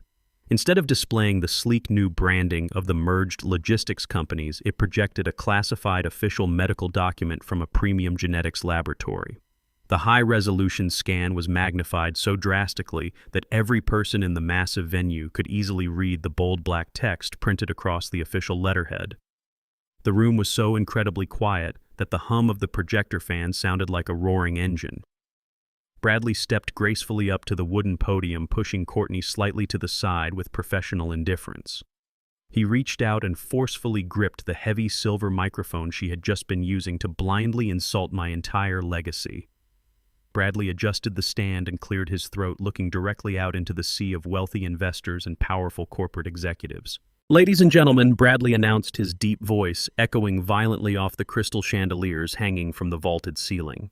"We apologize for the unexpected interruption to this evening's scheduled festivities, but there is a severe matter of corporate fraud and familial deception that must be formally addressed immediately." Courtney lunged forward desperately, trying to snatch the microphone away from his hands, but one of my forensic accountants stepped forward, holding her back effortlessly. Bradley tapped the side of the podium and pointed directly at the glaring white document displayed on the massive screen. He did not rush his delivery, ensuring every single syllable landed with maximum destructive force. "I hold in my hand the certified results of a highly secured DNA analysis conducted just 3 days ago," Bradley declared, loudly projecting his voice to the very back of the room. This official document proves beyond any shadow of a legal doubt that the foundational premise of this entire corporate transition is built upon a massive, disgusting lie. Bradley paused for a moment, letting the heavy anticipation completely suffocate the remaining breath out of the captive audience. He then looked down at the paper and read the undeniable truth directly into the microphone. The probability of Tyson Wright being the biological father of the child known as Wyatt is exactly 0%. Bradley raised his head, locking eyes with the specific man hiding in the front row. The certified biological father is Cameron Walsh.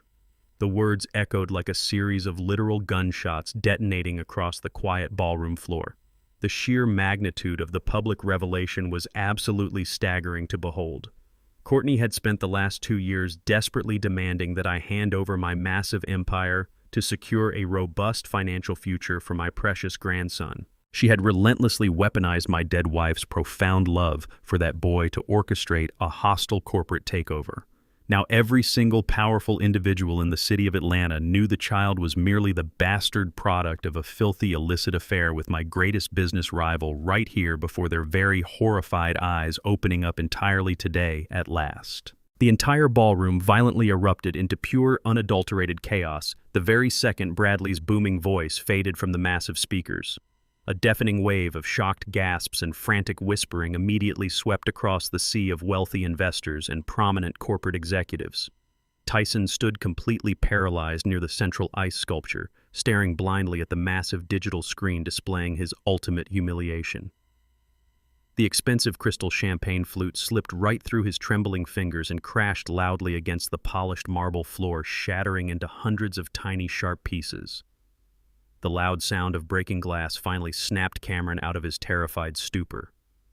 Realizing that his entire secret life had just been ruthlessly exposed in front of every major supply chain investor in the city, Cameron immediately panicked. He turned his back on the furious crowd and desperately sprinted toward the heavy brass doors marking the emergency rear exit of the grand ballroom.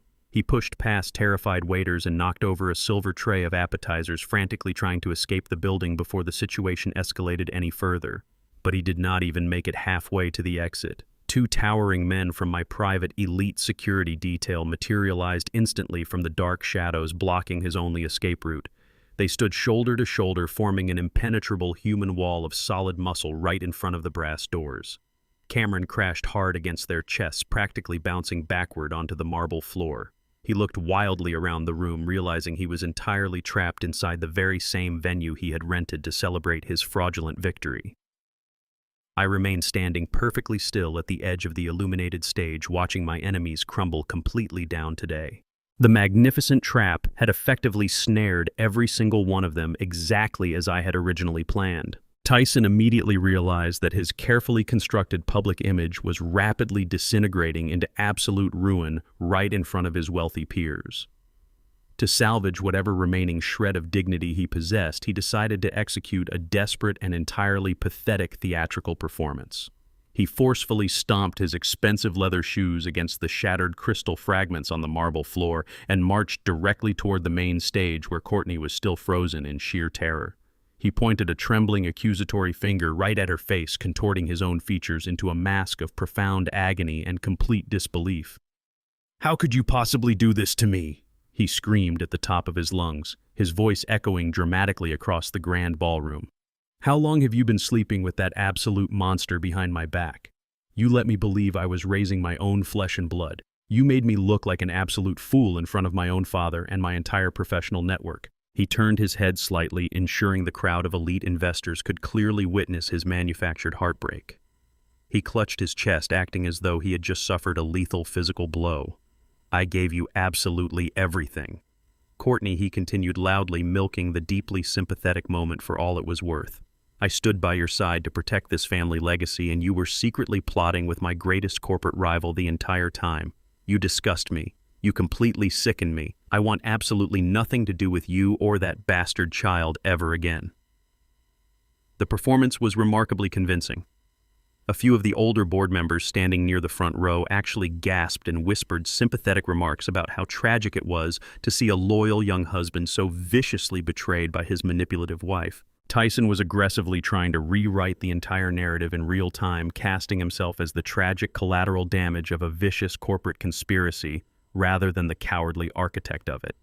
He genuinely thought that by throwing Courtney under the bus, he could miraculously escape the blazing inferno of my revenge and somehow crawl back into my good graces. He foolishly believed his fake outrage would successfully distance him from the impending financial slaughter. He desperately hoped I would simply pity him and forgive his supposed ignorance. But I knew exactly how deep his treachery truly ran, and I refused to let him play the innocent victim for a single second longer today.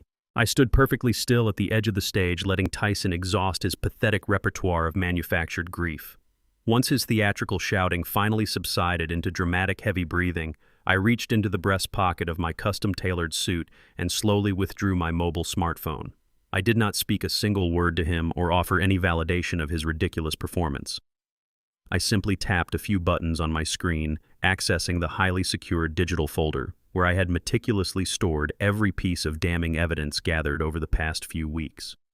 I bypassed the hotel firewall effortlessly and linked my device directly into the grand ballroom state-of-the-art surround sound system. With one final decisive press of my thumb, I triggered the digital playback of the hidden microphone recording I had captured from inside his luxury sports car. The high-fidelity speakers immediately crackled to life, projecting the undeniable sound of pounding rain and a roaring car engine across the entirely silent venue. Then the crystal-clear voices of both Tyson and Courtney blasted through the room, destroying his fabricated innocence in less than 5 seconds. The elite guests stood absolutely paralyzed as they listened to Courtney viciously mocking Tyson for losing $500,000 playing illegal cryptocurrency poker online. They heard her explicitly detail how Cameron Walsh had quietly stepped in to completely pay off those massive gambling debts, preventing ruthless offshore syndicates from breaking his legs. The crowd gasped audibly as the recording clearly exposed Tyson's own whining, pathetic voice responding to her insults without a single shred of masculine dignity. "I know what I agreed to, Courtney." His recorded voice whined miserably over the booming speakers. "I know you are sleeping with him. You do not have to keep rubbing it in my face every single time we argue. I let you go to his hotel rooms, and I agreed to help you steal my father's entire company so Cameron could take over the market. All I asked for in return was for Cameron to clear my debts and give me that fake vice president title at Apex Freight so I do not look like a total failure to my friends. That is the deal we made." The pristine audio recording echoed violently off the high-vaulted ceiling, stripping away every single layer of Tyson's carefully constructed victim narrative. He was not a tragically deceived husband mourning the sudden loss of his family. He was a spineless, treacherous coward who had consciously and eagerly sold out his own father's massive logistics empire to a bitter corporate rival simply to erase his own severe financial mistakes. He had knowingly permitted his wife to carry on a filthy, illicit affair with the enemy, openly wearing his humiliation like a badge of honor just to secure a meaningless corporate title. The recording clicked off, plunging the massive grand ballroom back into a completely suffocating silence today, now firmly wrapping everyone present here in utter, absolute disgust. The absolute devastation etched across Tyson's face was incredibly satisfying to witness. Every single shred of his artificial dignity had been meticulously stripped away, leaving him completely exposed as a spineless, greedy fraud in front of the very people he desperately wanted to impress. The elite corporate crowd, previously applauding his unearned success, now stared at him with unmasked revulsion and deep pity. Several prominent logistics investors physically turned their backs on him, muttering quiet curses under their breath as they realized the sheer magnitude of his weakness. He had willingly accepted the most profound humiliation a man could possibly endure, all for the illusion of power. His legs began to visibly tremble, struggling to support the overwhelming weight of his instantaneous social and professional annihilation. Without uttering another word, Tyson collapsed heavily onto his knees right in the center of the shattered crystal glass littering the ballroom floor. He did not cry or beg for forgiveness because he knew absolutely no mercy would ever be granted to him today. He simply stared blankly at the polished marble, completely paralyzed by the horrifying realization that his life was completely over. He had actively traded his mother's beautiful legacy and his own father's unwavering love for a meaningless corporate title and a cheating wife who despised him. The crushing silence in the vast room was only broken by his ragged, uneven breathing. I looked down at my kneeling son, feeling absolutely no sorrow or paternal regret whatsoever. The weak, pathetic boy I had raised had willingly destroyed himself, and I was merely standing by watching the ashes scatter. He was utterly broken and completely defeated, permanently cast out of my massive logistics empire forever today, guaranteeing this brilliant vengeance would always remain flawlessly perfect and deeply satisfying to me right now. Courtney watched her husband weeping on the shattered crystal and realized her entire social and personal empire was rapidly disintegrating right in front of her very eyes. She had successfully manipulated him for years, but the brutal public exposure of their disgusting arrangement shattered her carefully crafted illusion of absolute control. The wealthy investors in the room were already beginning to turn their backs on the stage, entirely disgusted by the profound level of deceit they had just witnessed. Panic finally broke through her icy demeanor. She gripped the edges of the wooden podium, her knuckles turning entirely white as she leaned aggressively into the microphone. "You think you have won, old man?" she shrieked, her voice trembling with a mixture of pure terror and blinding rage. "You think exposing a silly little secret about a child or playing a pathetic audio recording changes absolutely anything that happened today? It does not matter who the biological father of that boy is, and it certainly does not matter what Tyson knew about my personal life. We hold the absolute legal authority over your entire logistics network." She pointed a manicured finger directly at the massive stack of corporate transfer documents resting on a display table near the front of the stage. "Tyson was your legally appointed proxy, and he used your official corporate stamp to formally execute the equity handover this morning. He legally signed your most lucrative federal shipping routes directly over to Apex Freight. The ink is completely dry, and the central banking database has already processed the formal submission. Cameron and I currently own every single truck, every single warehouse, and every single operational contract you spent 40 years building. You can stand there in your expensive, custom-tailored suit and act like a victorious king all you want, but you are officially a completely broke old man with absolutely nothing left to your name. We took everything from you, and there is absolutely nothing your overpriced corporate lawyer can do to reverse a federally authorized signature." She breathed heavily, glaring down at me with a desperate, wild look in her eyes, genuinely believing her final legal maneuver would somehow save her from absolute annihilation. She thought the signed paperwork was her ultimate, impenetrable shield against my wrath. She had absolutely no idea it was actually her execution arriving perfectly on schedule today to end her miserable reign. I did not even dignify her desperate shrieking with a verbal response. I simply nodded to Bradley, who stepped forward, clutching a thick leather briefcase holding the absolute destruction of their entire corporate fantasy. He snapped the metallic latches open and pulled out several thick stacks of officially certified legal documents. Bradley began walking directly into the gathered crowd of stunned corporate investors and wealthy socialites, systematically handing out exact copies of the administrative paperwork. These were the true foundational documents of my logistics empire, proving exactly how efficiently I had outsmarted their juvenile scheme. "Please review the highlighted sections carefully, ladies and gentlemen," Bradley announced, projecting his deep, authoritative voice effortlessly across the silenced ballroom. The incredibly confident woman screaming on the stage is currently operating under a massive legal delusion. The specific corporate entity she believes her cowardly husband transferred this morning was completely dissolved by my client exactly 1 week ago. A collective gasp rippled through the elite crowd as the seasoned executives quickly read through the highlighted legal clauses, realizing the sheer genius of the tactical trap. Courtney stopped breathing entirely, staring at Bradley with wide, unblinking eyes as the horrifying reality began to slowly penetrate her thick skull. The paperwork Tyson signed today did not transfer a single shipping route or a single warehouse to Cameron Walsh. Bradley continued smiling, a razor-sharp smile that promised absolute ruin. By using a stolen corporate stamp to authorize documents for a dissolved federal entity, Tyson did not secure ownership of anything.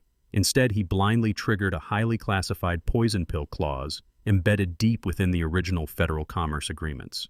Bradley turned around and looked directly at Cameron, who was still pinned against the heavy brass exit doors by my private security team. The unauthorized signature instantly activated a catastrophic federal breach of contract penalty designed explicitly to punish aggressive corporate espionage. Bradley explained, his voice ringing out like a judge delivering a lethal sentence. The mandatory fine for this specific violation is exactly $20 million payable immediately upon submission to the central banking database. And because Cameron Walsh and his logistics company were proudly listed as the primary beneficiaries on those fraudulent transfer documents, Apex Freight has legally inherited that entire $20 million liability. Cameron turned a sickening shade of pale gray, realizing his entire corporate empire was just vaporized. "You did not inherit a thriving business today," Mr. Walsh, Bradley stated coldly, closing his leather briefcase with a loud, conclusive snap.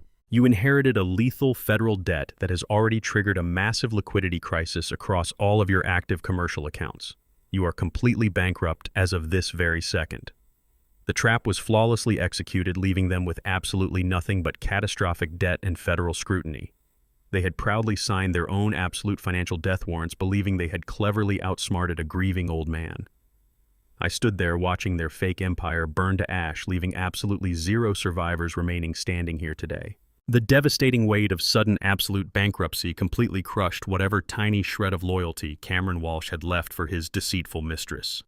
He realized he had just lost his entire company, his personal fortune, and his professional reputation, all in one single catastrophic moment. The security guards holding him against the brass doors finally released their grip, letting him stumble forward into the open ballroom. He did not run away this time. Instead, he marched furiously toward the main stage, his face flushed with uncontrollable murderous rage. "You lying, stupid snake!"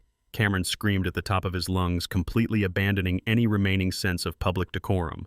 His voice echoed violently, cutting through the thick murmurs of the disgusted crowd. "You dragged me into this massive federal trap.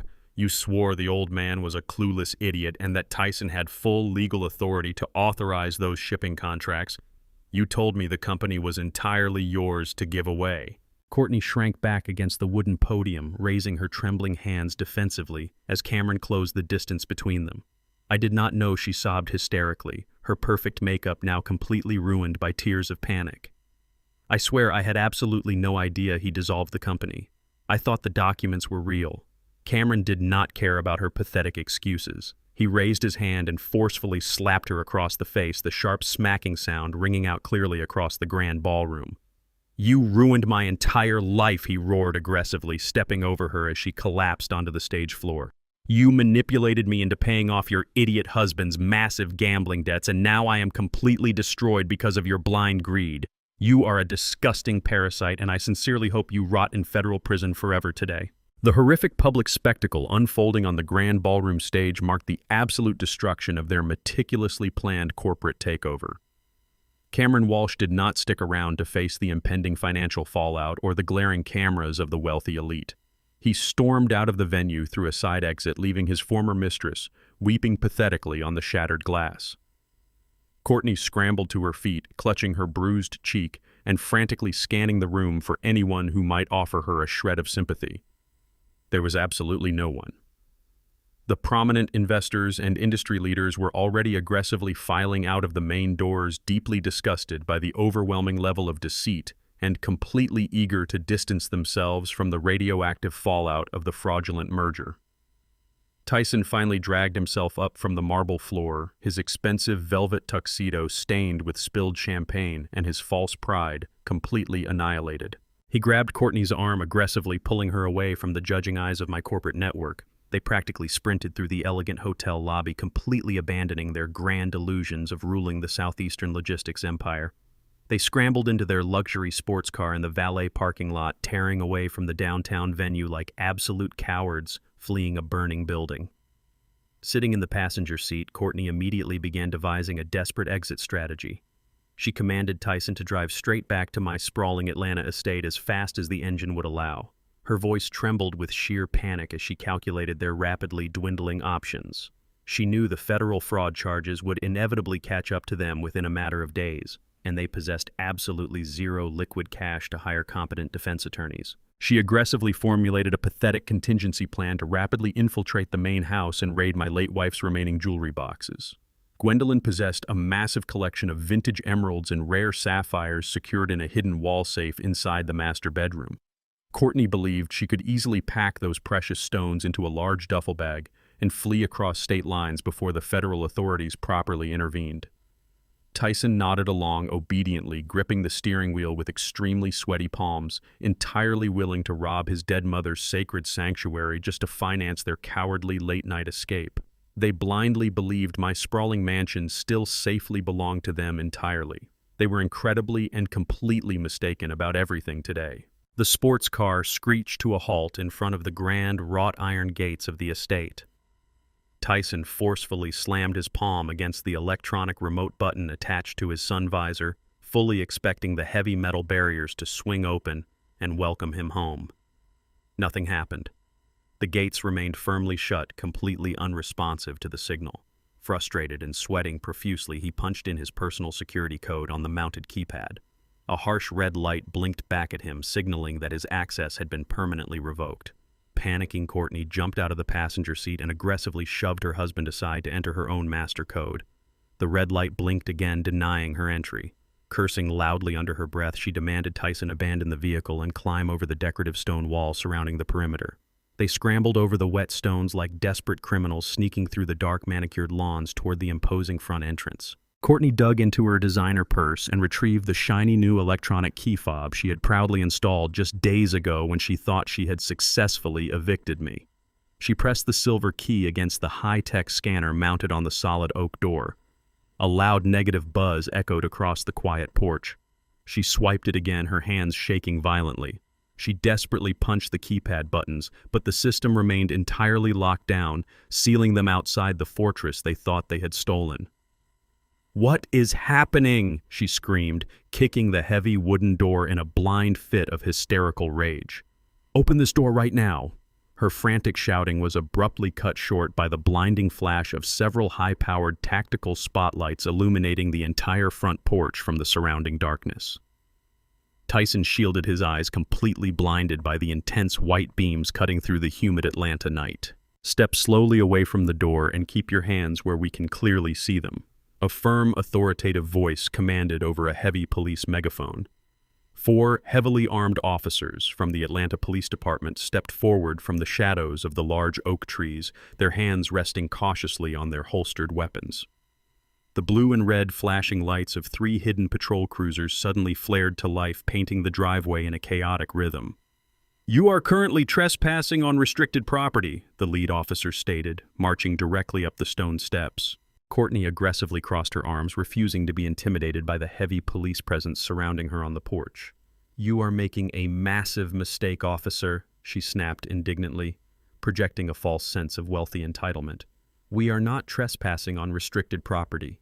This house belongs to my father-in-law, and we are the legal residents who hold the primary keys." She waved her useless electronic fob in the air as if it were an undeniable shield. The lead detective simply shook his head and pulled a thick folded document from his dark tactical jacket. He shined a small bright flashlight onto the official legal paperwork, revealing the heavily certified stamps from the state judiciary. "This estate does not personally belong to Ellis Wright," the detective stated plainly, his voice cutting through her arrogant delusion. "This sprawling property is legally owned by a highly secured corporate blind trust. According to the authorized administrators, you were both formally evicted from these premises exactly 5 days ago. Any attempt to bypass the new security locks constitutes a direct criminal violation of trespassing." Tyson felt his knees buckle beneath him as the horrifying legal reality finally settled into his dense brain. My incredible administrative foresight had successfully stripped them of their final physical sanctuary. But the trespassing violation was merely the very beginning of their severe legal nightmare tonight. The detective stepped closer, snapping a pair of heavy steel handcuffs from his utility belt. Furthermore, he continued, his tone dropping into a cold, unyielding register. "Courtney Wright, you are officially under arrest for the crime of grand larceny. The stolen vintage diamond necklace you illegally sold to a downtown pawnbroker last week was successfully recovered by federal authorities this afternoon.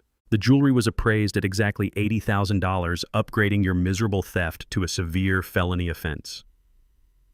Courtney let out a shrill, terrified scream as two very strong officers forcefully grabbed her arms, twisting them painfully behind her back. She thrashed wildly, sobbing and kicking her expensive heels against the stone steps, but the cold steel cuffs locked firmly around her wrists. Tyson stood completely frozen, watching his deceitful wife being aggressively manhandled and dragged down toward the waiting patrol cruisers. An armed officer firmly grabbed Tyson's shoulder, spinning him around and aggressively clamping handcuffs onto his wrists too, sealing their absolute and undeniable financial and personal ruin completely today. Inside the cold, bleak holding cell at the downtown precinct, Courtney paced the concrete floor like a trapped animal. The harsh fluorescent lights highlighted her smeared makeup and ruined designer gown. She was shivering, no longer playing the role of a dominant corporate executive. The reality of federal felony charges and a cold metal bench had finally broken her arrogant facade. When the booking officer finally allowed her to make her single permitted phone call, she did not try to contact any high-profile defense attorneys or former business associates. She knew those bridges were already burned to ash. Instead, she desperately dialed the private residential number of her wealthy and incredibly strict parents living in their sprawling estate up north. Her father was a formidable man built on generations of old money and rigid social expectations. Courtney had always used his wealth as a safety net whenever her own reckless ambition caused trouble. The phone rang 3 times before his stern voice answered the line.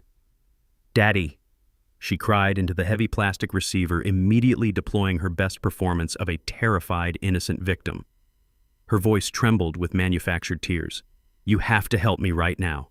Tyson and his crazy father have completely lost their minds. They set up this massive, elaborate trap to frame me for grand larceny and corporate fraud. I am sitting in a freezing jail cell, and I need you to wire the bail money immediately before the press gets a hold of this story." She gripped the phone tightly, her knuckles turning white as she aggressively spun a web of total lies. She claimed I was a senile, vindictive old man who fabricated the stolen diamond necklace charges simply to punish her for trying to save his failing logistics company. She begged him to call his powerful legal team and transfer $200,000 to secure her immediate release and silence the local authorities completely. She promised she would explain all the complicated details once she was safely back in the comfort of their pristine family mansion. She leaned against the cinder block wall, wiping her nose, believing her performance was flawless. She waited for her father to express his usual booming outrage and immediately dispatch a fleet of expensive lawyers to rescue his precious daughter from the horrible local police. She fully expected him to throw his massive financial weight around to crush me and erase her criminal charges. But the response she received was not the warm, protective embrace of endless wealth she so desperately craved tonight. It was an absolutely terrifying silent void that stretched on for several agonizing seconds before the heavy hammer finally fell down hard upon her miserable life. Courtney gripped the phone harder as the silence grew unbearably thick. Finally, her father spoke, and his voice was completely devoid of any parental warmth. He sounded like a ruthless judge delivering a final verdict. "Do not insult my intelligence by lying to me, Courtney," he stated coldly, his tone slicing through her fabricated victim narrative like a sharpened blade. "I am not sending you a single dollar, and I am certainly not sending my attorneys to bail you out of a jail cell you put yourself into."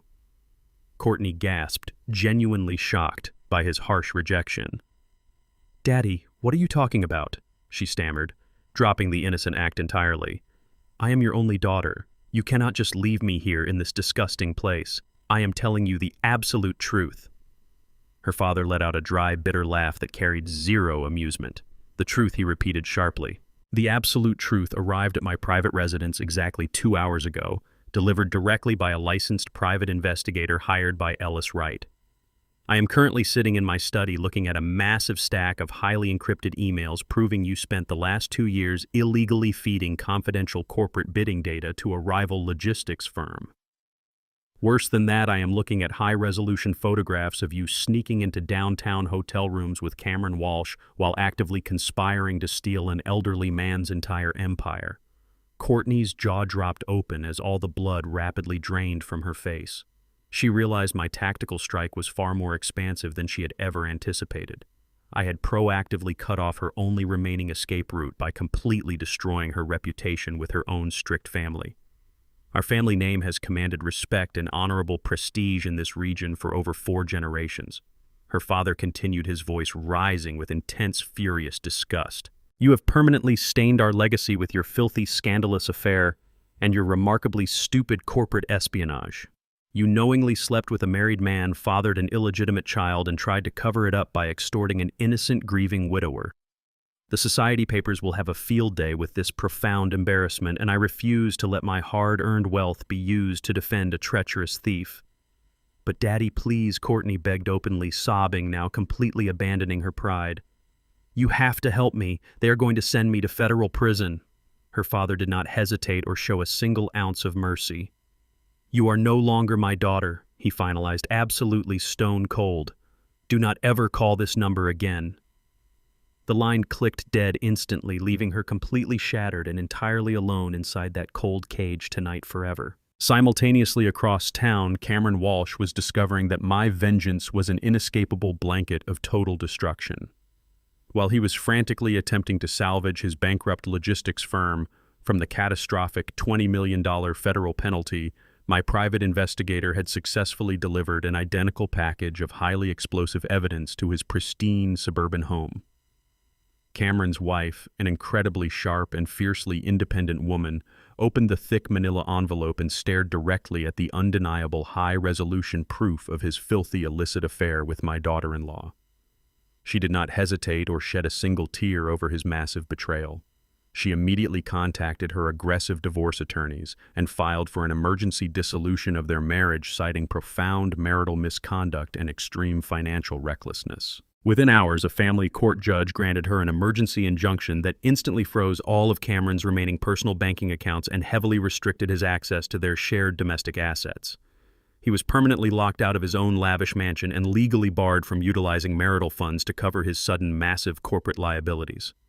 Cameron was utterly decimated from every possible angle. He had lost his entire commercial empire to my perfectly executed legal trap, and now his wife had successfully stripped away his personal fortune in one swift, brutal stroke.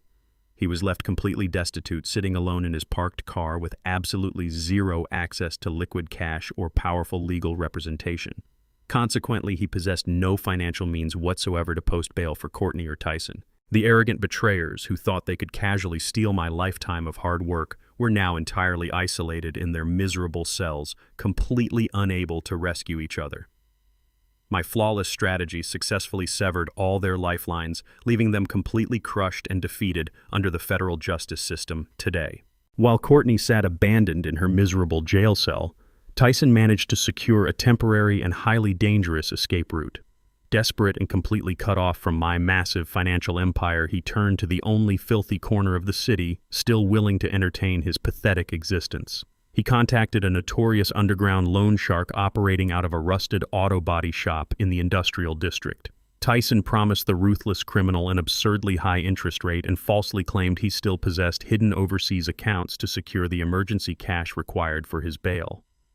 The loan shark fronted the money solely because he enjoyed owning a piece of a formerly prominent executive, but he explicitly warned Tyson that running away would result in broken bones.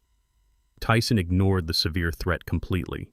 The very second the heavy iron doors of the county jail opened to release him, he did not go home or try to contact his weeping wife.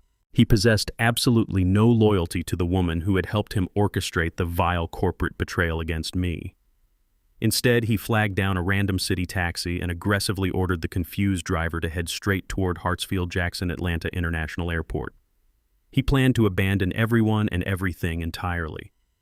Sitting nervously in the back seat, Tyson frantically booked a one-way commercial flight to Cancun, Mexico, using a prepaid debit card he had purchased at a local gas station. He foolishly believed that slipping across the southern border would somehow erase his massive commercial fraud charges and completely shield him from the wrath of the angry loan sharks. He arrived at the sprawling airport terminal, sweating profusely and constantly looking over his shoulder like a frightened rat fleeing a sinking ship. He kept his head down, pulling a dark baseball cap low over his eyes as he hastily moved through the crowded security checkpoints. He thought he was being incredibly clever, blending in perfectly with the bustling crowds of innocent tourists and exhausted business travelers. He successfully bypassed the initial screening gates, gripping his cheap boarding pass with incredibly sweaty palms. He genuinely believed he had successfully outsmarted both the local police authorities and my relentless legal team. He smiled a weak, pathetic smile as he finally approached his designated departure gate, entirely unaware that his miserable escape attempt had already been completely tracked and intercepted by much higher federal authorities today. Tyson stood near the final boarding podium, clutching his small carry-on bag and listening closely as the airline gate agent announced the final boarding call for Flight 7 to Cancun. He let out a long, heavy sigh of immense relief, taking one eager step forward toward the jet bridge. He did not make it a second step. Suddenly, 4 men dressed in sharp, dark suits materialized from the surrounding crowd of waiting passengers, completely blocking his path to the airplane. They moved with terrifying military precision, separating him from the busy terminal flow in a matter of seconds.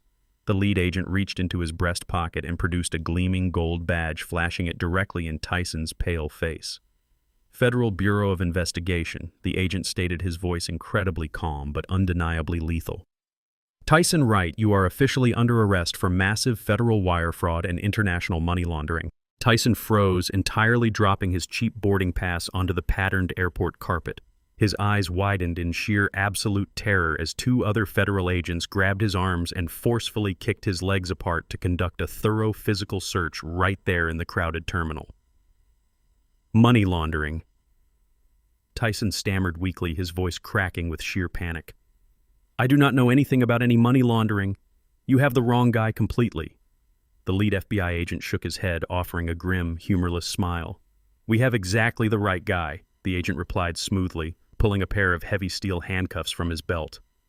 It turns out that $500,000 cryptocurrency debt you accumulated playing illegal offshore poker was directly connected to a major international money laundering syndicate.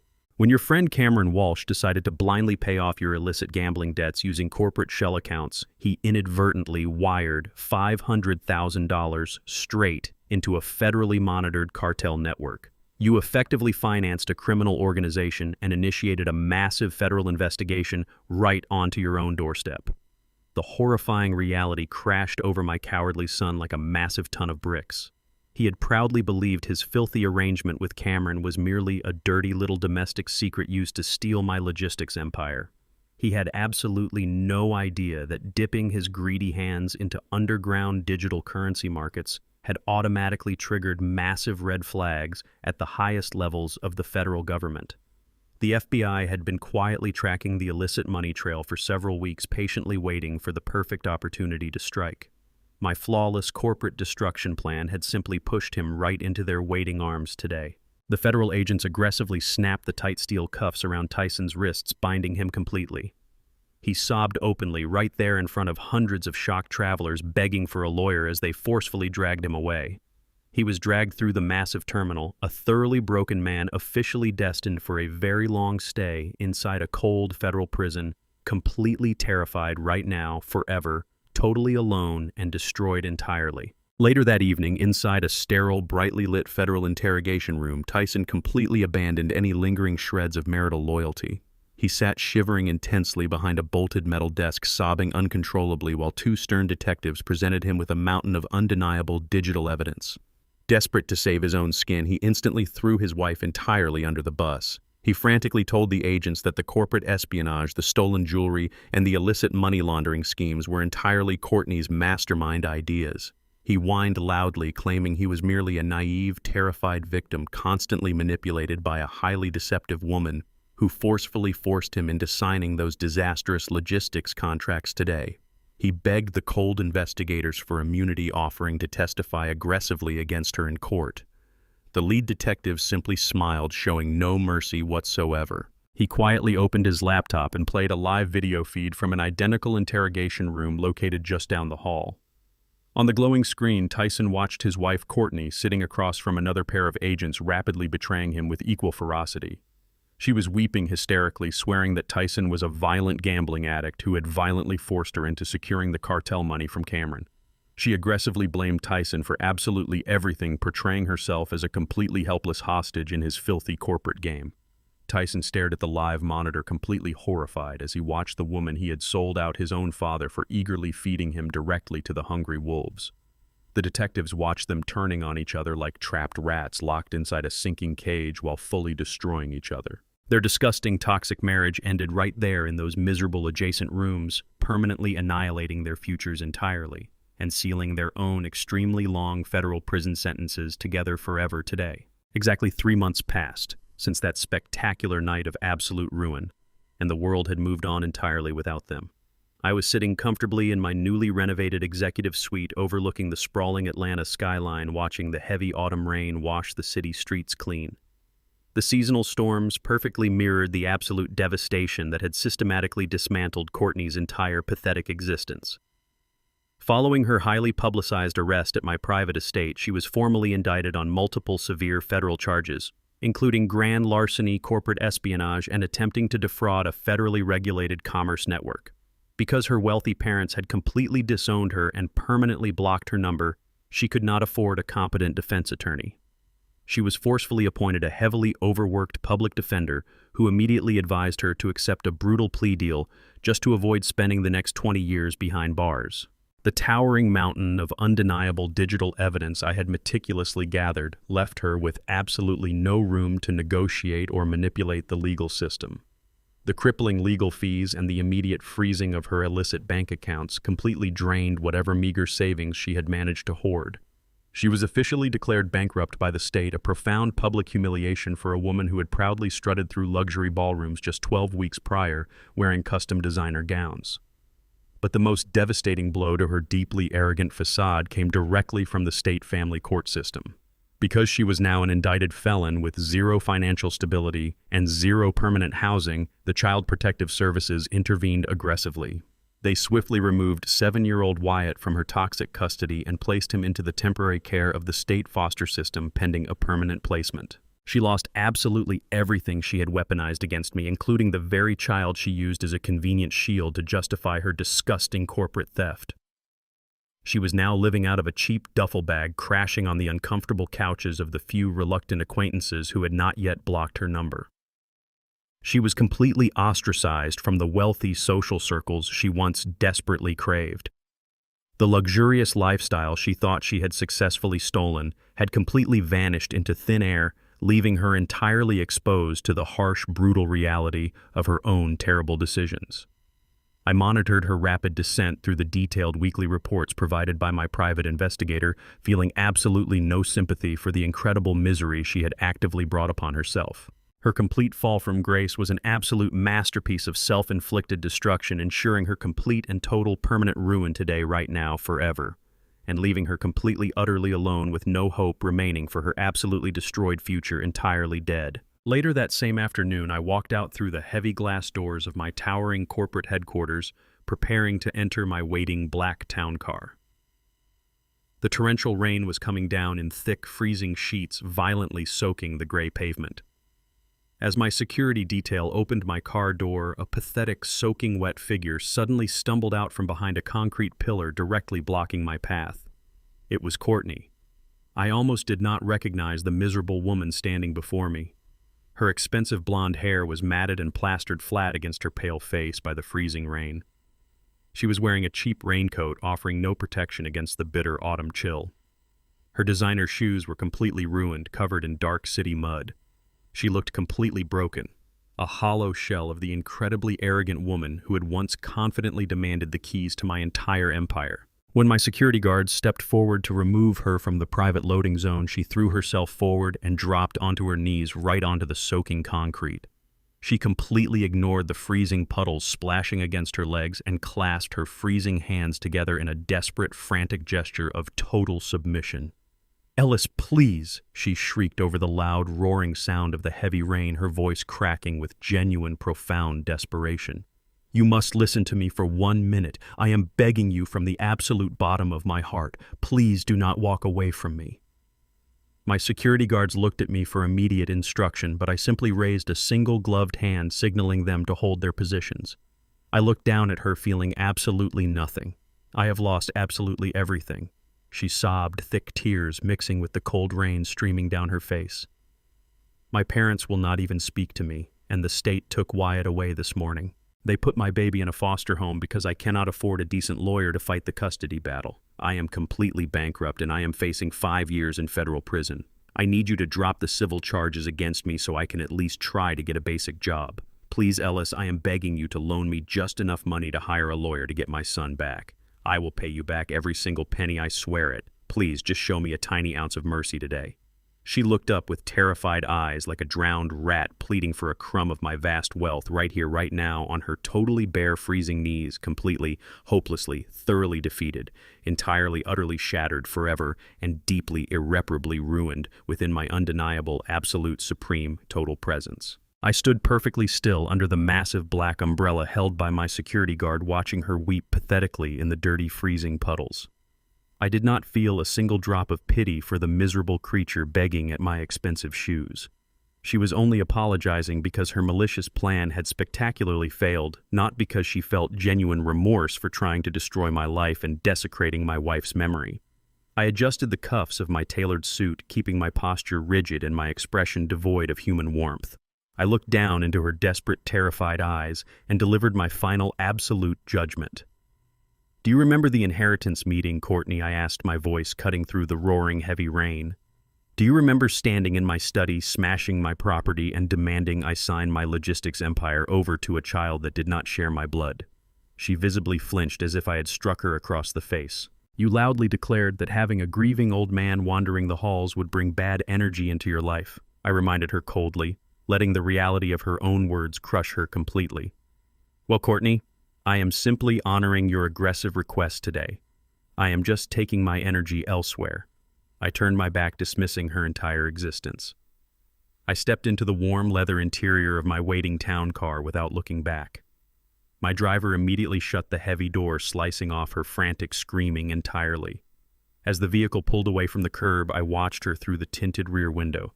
She was left shivering violently in the freezing, dirty puddles, completely destroyed forever and permanently ruined right now. 2 weeks after I left Courtney shivering in the flooded streets of downtown Atlanta, my private secure office line rang with an automated message from the federal penitentiary. I accepted the collect call, knowing exactly who was waiting on the other end of the line. The heavy static of the prison phone system hissed in my ear before Tyson's weak, trembling voice finally broke the silence. He sounded absolutely miserable, stripped of all the fake corporate arrogance he had proudly displayed at the ballroom gala. "Dad," he whimpered pathetically, letting out a loud, exaggerated sob that he clearly hoped would pierce my guarded heart. "Please do not hang up the phone on me. I know I have no right to ask you for anything after what happened, but I am completely desperate and terrified in here." He began to aggressively deploy the emotional blackmail he had relied on since he was a teenager. He cried about the harsh conditions of his cell, the terrible food, and the constant fear he felt being surrounded by hardened criminals. He begged me to remember the good times we shared when he was a little boy, trying to invoke the sacred memory of Gwendolyn to soften my resolve. "I am your only son, Dad," he pleaded, his voice cracking with sheer desperation. "You are the only family I have left in this entire world. Courtney completely ruined my life and manipulated me into making those horrible financial decisions. I was just trying to protect my marriage and keep my head above water. Please, you have to wire some funds to a defense attorney so I can file a formal appeal against these federal fraud charges. If I do not get a competent legal team, I will rot in this cage for the next 15 years. You have the money, Dad. You can save me from this nightmare with just one simple phone call to Bradley. I swear, I will work in the lowest warehouse position to pay you back every single dime if you just give me one more chance to prove I am still your boy." I sat in my comfortable leather chair listening to his pathetic weeping echoing through the receiver. He still refused to take any real accountability for his own disgusting actions today. He believed playing the victim would magically erase the deep wounds he actively inflicted on me. I let his tears flow through the receiver for a long minute, allowing the silence to suffocate his weak excuses. When I finally spoke, my voice was entirely steady, devoid of any fatherly warmth. "You dare speak your mother's name to me now?" I asked sharply, cutting right through his sobbing. "Gwendolyn worked until her fingers bled to build a life where you would never have to struggle. She gave you absolutely everything, Tyson. And how did you honor her beautiful legacy? You sold it to cover a massive offshore cryptocurrency gambling debt." Tyson gasped loudly, trying to interrupt, but I systematically tore down every single pathetic defense he had left. You were not protecting your marriage, I stated coldly. You knew Courtney was sleeping with Cameron Walsh. You actively permitted your own wife to carry on a filthy affair with my greatest corporate enemy because you were too much of a coward to face the ruthless syndicates you owed money to.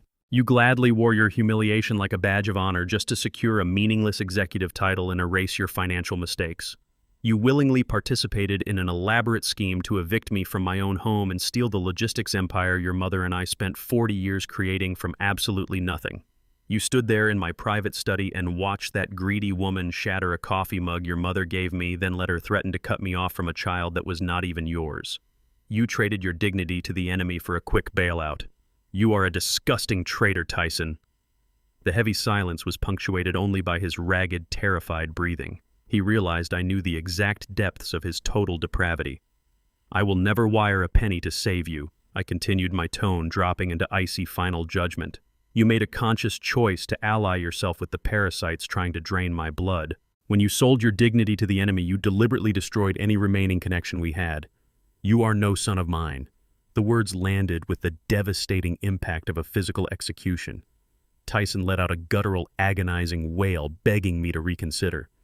Dad, please, you cannot just leave me in here, he screamed frantically, gripping the prison phone as his entire reality permanently collapsed. I am begging you on my knees to forgive me. I will do whatever you want. I will confess to everything and make Courtney pay for it all. Just please do not abandon me to die in this horrible place.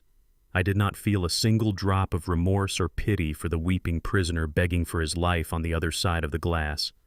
He had sealed his own terrible fate the very moment he chose his own selfish greed over my unwavering loyalty.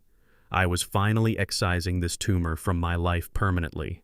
I have protected the company and secured your mother's legacy, I stated with absolute finality. I did not wait for his desperate response or listen to another pathetic apology spill from his lying mouth. I smoothly lifted my finger and firmly pressed the red disconnect button on my secure office phone. The instantaneous click abruptly silenced his hysterical screaming, erasing him completely from my reality.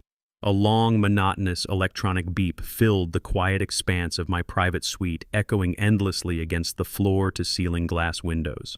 That harsh mechanical sound was not sad or tragic to my ears. It was an incredibly beautiful symphony of absolute freedom, signaling the permanent severing of a highly toxic blood tie that had nearly drained my entire life force.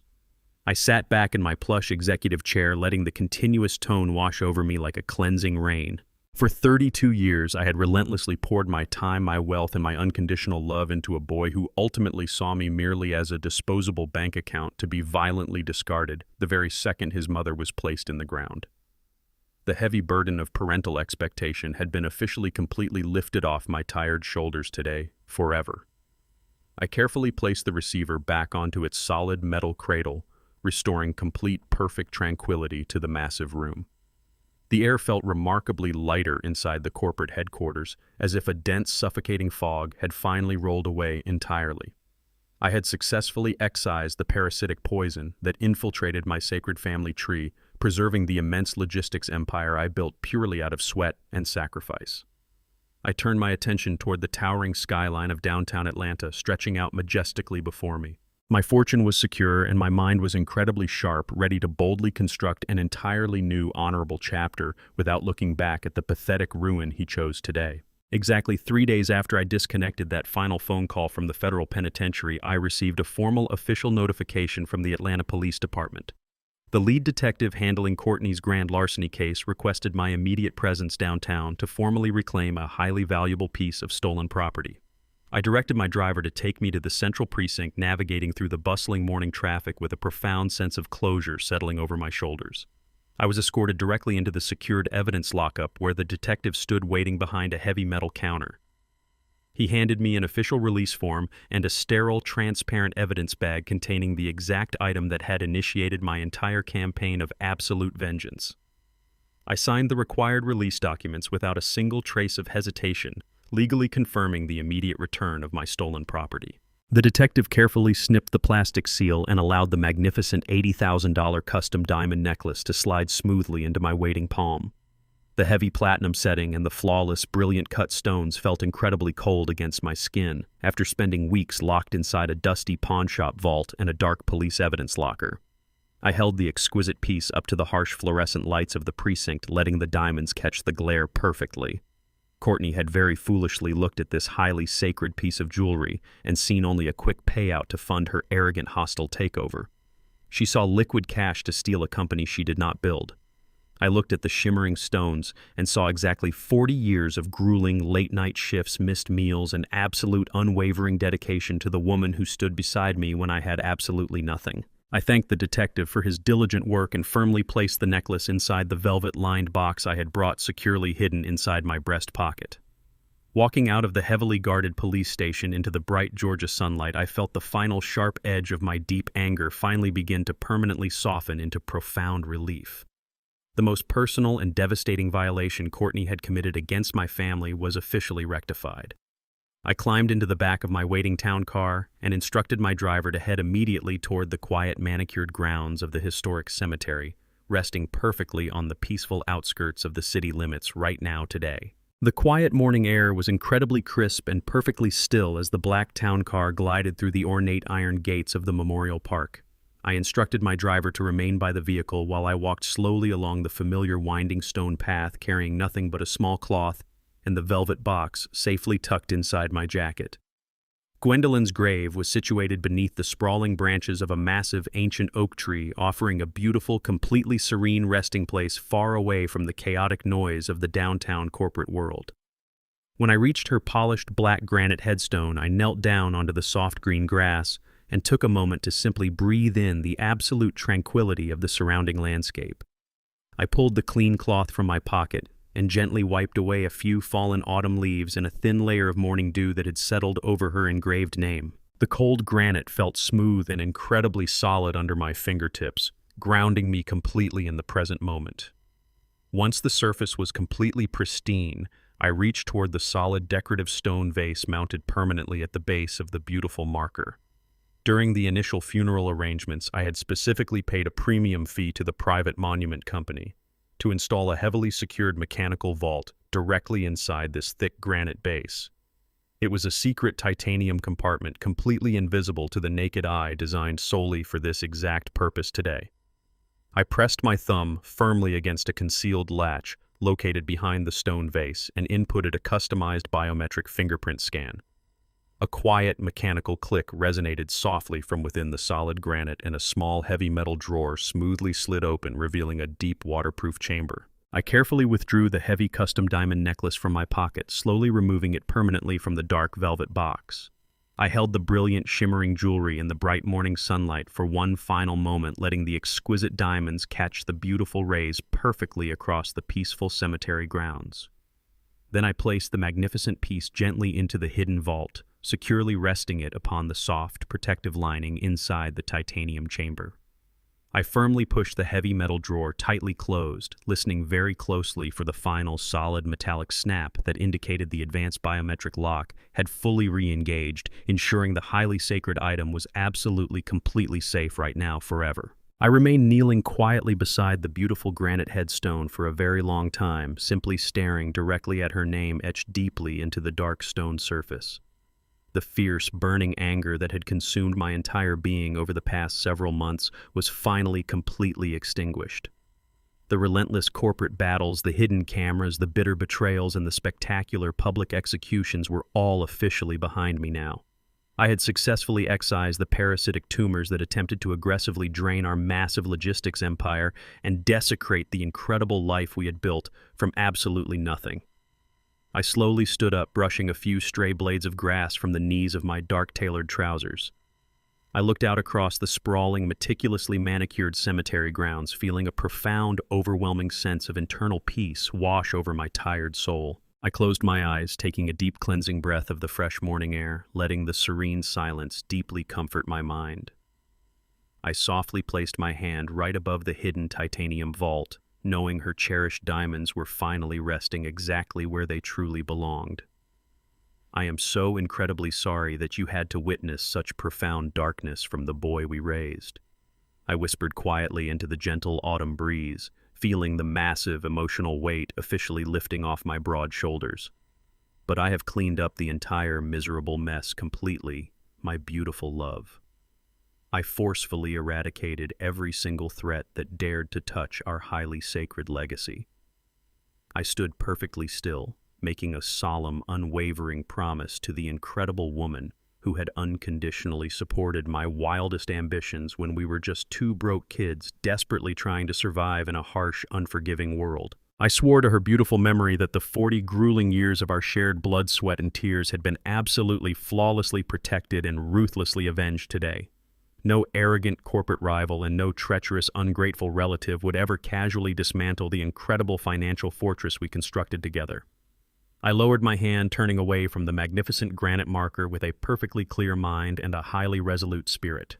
I walked slowly back down the very quiet, winding stone path toward my waiting luxury town car, fully prepared to permanently leave the deeply tragic shadows of the past completely behind me, and boldly step forward into an entirely new, remarkably peaceful, completely unburdened tomorrow, forever, right now, perfectly clean, today. Returning to the corporate headquarters that same afternoon, I walked directly into the executive boardroom where Bradley Pierce was already waiting for me with a massive stack of blank legal documents. I instructed him to completely shred the previous version of my last will and testament, ensuring that Tyson and his imprisoned wife would never see a single dime of my vast fortune no matter what happened to me. We systematically drafted a brand new ironclad estate plan that totally redirected my entire personal wealth away from any biological relatives. I authorized Bradley to immediately liquidate the specific downtown real estate properties and the highly volatile investment portfolios I had successfully recovered from the horrific aftermath of the fraudulent merger attempt. I deliberately converted those aggressive corporate assets into a massive pool of liquid capital totaling well over $15 million. I did not want that money sitting idle in a stale bank account. I wanted it to actively breathe fresh life into the specific community that had originally supported my late wife and me when we were desperately trying to build our logistics business from absolutely nothing many long decades ago. I officially established the Gwendolyn Wright Foundation, focusing its entire massive financial endowment strictly on providing full-ride educational scholarships and aggressive entrepreneurial grants for underprivileged African American youth living throughout the greater Atlanta metropolitan area. We carefully set up the robust charitable trust to specifically target brilliant young minds who possessed incredible drive but severely lacked the basic financial resources required to completely escape their impoverished local neighborhoods forever. I personally designed the incredibly stringent application criteria, ensuring the massive funds would only be awarded to outstanding individuals consistently demonstrating the same relentless grit and unwavering moral character that Gwendolyn had fiercely embodied every single day of her beautiful, resilient life. As I firmly pressed my gold fountain pen firmly against the heavy legal parchment officially signing the charitable endowment into permanent federal existence, I felt an incredible surge of pure, triumphant joy expanding inside my tired chest. I was effectively transforming the very same massive fortune that had hopelessly corrupted my incredibly cowardly son into a powerful, reliable engine of generational salvation, directly impacting hundreds of deserving, hardworking families.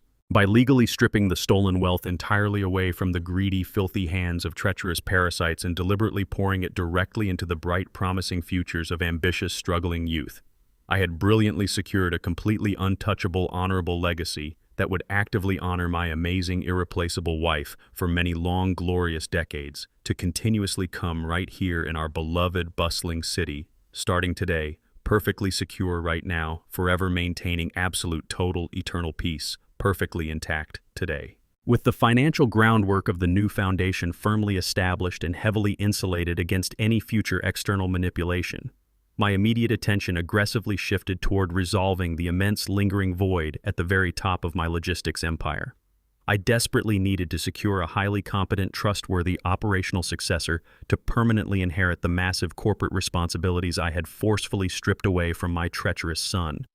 I refused to hire a disconnected, arrogant executive from some elite Ivy League university who lacked the fundamental street smarts required to manage the extremely gritty daily realities of the demanding southern supply chain sector. Instead, I quietly initiated a covert internal search, thoroughly reviewing the detailed performance records of every single mid-level employee currently working across my vast network of regional distribution centers. My rigorous search quickly zeroed in on a remarkably driven young man named Demetrius, who managed the incredibly chaotic night shift at our busiest downtown Atlanta warehouse location. Demetrius was a fiercely intelligent, highly resilient 28-year-old African-American man who had literally clawed his way up from absolutely nothing, fighting through extreme urban poverty and immense personal tragedy to provide a stable life for his two younger sisters. He reminded me so intensely of my own hungry, ambitious spirit when Gwendolyn and I first started hauling freight in our solitary, battered delivery truck over 40 years ago. Without warning anyone, I began showing up unannounced at his sprawling warehouse facility during the darkest, freezing hours of the early morning. I quietly observed Demetrius expertly handling massive logistical emergencies, skillfully resolving tense union disputes, and treating his exhausted dock workers with profound, genuine respect, while demanding absolute operational excellence in return. Recognizing his incredibly rare raw potential, I officially pulled him directly out of the noisy warehouse environment and personally installed him into the high-pressure executive suite situated right next to my own corner office. I aggressively mentored him every single day, relentlessly testing his sharp strategic mind with impossibly complex corporate scenarios and brutally demanding negotiation simulations. Demetrius absorbed the intensely rigorous training like a dry sponge, displaying an absolutely brilliant natural instinct for identifying hidden market inefficiencies and ruthlessly outmaneuvering aggressive competitors. He consistently proved that true leadership was not an inherited entitlement, but rather a sacred, grueling responsibility earned through relentless extreme dedication and absolute unshakable loyalty to the foundational mission. By meticulously molding this completely unrelated yet exceptionally worthy young man into the ultimate future king of my sprawling commercial empire, I was actively guaranteeing that the incredible logistics business Gwendolyn and I sacrificed everything to build would continuously thrive under remarkably capable, highly honorable hands for entirely new prosperous generations arriving very soon. To solidify this monumental transition permanently, I instructed Bradley Pierce to formally finalize the ultimate legal maneuver required to completely sever all remaining biological ties from my entire corporate succession plan. We systematically drafted heavily binding contractual agreements that officially established Demetrius as the absolute sole inheritor of my primary controlling executive shares, completely bypassing the traditional familial inheritance structures that Tyson had so desperately tried to violently exploit. By aggressively severing the toxic concept of automatic blood entitlement, I was fiercely ensuring that my massive fortune could never be squandered by a cowardly son seeking to erase his filthy gambling debts. I wanted to establish a deeply undeniable, absolute precedent proving that authentic, relentless loyalty and incredibly strong moral character heavily outweigh the meaningless biological accident of sharing a simple DNA profile. This powerful, decisive action effectively insulated my sprawling commercial network from any lingering legal challenges, ensuring the business would remain permanently safeguarded under the absolute direct control of a brilliant man who genuinely earned his immense authority. Looking proudly at the freshly signed federal transfer documents securely resting on my polished mahogany desk, I felt completely, deeply fulfilled. The incredibly dark, terrifying shadows of betrayal and profound deception that had violently threatened to consume my legacy were entirely banished forever, leaving behind a highly resilient, unbreakable fortress of pure, monumental achievement. I had successfully transformed a deeply painful familial tragedy into a remarkably magnificent, enduring triumph, perfectly executing the absolute greatest tactical victory of my entire life today. I leaned back comfortably in my chair, closing my tired eyes and letting out a long, satisfied sigh. I felt an absolute, unwavering sense of total eternal peace, knowing my brilliant, beautiful wife would be deeply, fiercely proud of everything I successfully accomplished today, right here, right now, forever. Exactly 1 year has passed since the heavy steel doors of the federal penitentiary closed securely behind my treacherous son. I am sitting comfortably on the expansive wrap-around balcony of my downtown Atlanta penthouse, enjoying the crisp autumn breeze. I hold a heavy crystal glass filled with premium aged bourbon, letting the rich amber liquid catch the vibrant orange light of the setting sun. The towering city skyline stretches out majestically before me, completely illuminated by the bustling energy of a thriving modern metropolis. Down below, the sprawling logistics network that Gwendolyn and I sacrificed our entire youth to build is operating more efficiently than ever before. Demetrius has proven to be an absolutely brilliant executive leader. He has aggressively expanded our shipping routes across the eastern seaboard, doubling our quarterly profit margins while maintaining the fierce operational integrity I demanded. He regularly stops by the penthouse to discuss complex supply chain strategies over dinner, and I treat him with the profound respect a true worthy successor truly deserves. The toxic parasitic elements that once desperately tried to drain my lifeblood have been entirely erased from my daily reality. I no longer receive pathetic collect calls from federal prison. Tyson was recently transferred to a maximum security facility in another state, effectively removing his miserable existence from my geographic orbit forever. Courtney remains completely bankrupt and socially exiled, working grueling minimum wage shifts simply to survive the harsh, devastating consequences of her own blinding greed. Cameron Walsh faded entirely into absolute obscurity after his massive commercial enterprise was forcefully liquidated to cover the catastrophic federal penalties he foolishly triggered. My massive fortune remains heavily guarded, securely locked away in blind trusts and ironclad charitable foundations that aggressively empower the local youth. The magnificent estate where I raised my family has been quietly sold, and the substantial proceeds were directly channeled into the Gwendolyn Wright Foundation. I no longer feel the suffocating weight of ungrateful dependents constantly hovering over my shoulder, waiting eagerly for my sudden demise. I am completely unburdened, experiencing an incredibly profound sense of absolute lasting liberation. Taking a slow, smooth sip of the expensive bourbon, I look out over the glowing city, feeling entirely at peace with every single ruthless decision I executed to actively protect my sacred legacy, ensuring my ultimate victory. The beautiful empire remains flawlessly intact, completely untouchable forever right now, securely today. Looking back on the incredible wreckage left behind by those who underestimated my intelligence, I have come to realize a profound philosophical truth about the complex nature of human boundaries. We are constantly conditioned by a manipulative society to blindly accept endless toxic abuse simply because the perpetrators happen to share our biological DNA. We are aggressively taught to forgive the unforgivable, to quietly absorb the painful disrespect, and to continuously finance the incredibly reckless mistakes of our children solely out of a misplaced sense of parental obligation. That toxic philosophy is a deeply dangerous illusion, meticulously designed to exploit the unconditionally generous hearts of the elderly. True family is never automatically guaranteed by a simple accident of birth. True, authentic family is carefully built entirely on a solid, unshakable foundation of mutual respect, unwavering loyalty, and profound reciprocal gratitude. When a child consciously chooses to violently betray the very hands that aggressively work to feed them, they intentionally sever the sacred biological contract permanently. A parent's fundamental duty to provide heavily ends the exact second a grown child's vicious, calculated betrayal officially begins. I spent decades foolishly believing that my overwhelming financial generosity would automatically purchase Tyson's genuine respect and secure Courtney's basic decency. Instead, my endless quiet financial sacrifices only rapidly accelerated their blinding toxic greed. They eagerly mistook my patient, quiet demeanor for severe mental weakness. They blindly assumed that because my hair had turned completely gray and my beautiful wife had tragically passed away, I was simply a defenseless, vulnerable target waiting patiently to be slaughtered and completely robbed. That is the most fatal miscalculation any arrogant predator can possibly make. Age does not naturally diminish a seasoned warrior's tactical intelligence. It only sharpens his profound strategic patience, allowing him to quietly observe the enemy before executing a flawlessly devastating retaliatory strike. Silence should never ever be mistakenly interpreted as passive submission. My calculated, deliberate silence was the incredibly deep, dark ocean where I meticulously drowned every single one of their pathetic amateur corporate schemes.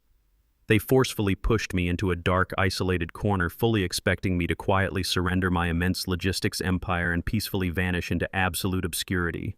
Instead, they brutally awakened a highly seasoned, ruthless businessman who spent exactly 40 grueling years aggressively conquering the unforgiving southern supply chain sector. I systematically dismantled their entire pathetic existence, not merely out of raw, vindictive anger, but to vigorously defend the magnificent, honorable legacy that Gwendolyn and I actively bled to build.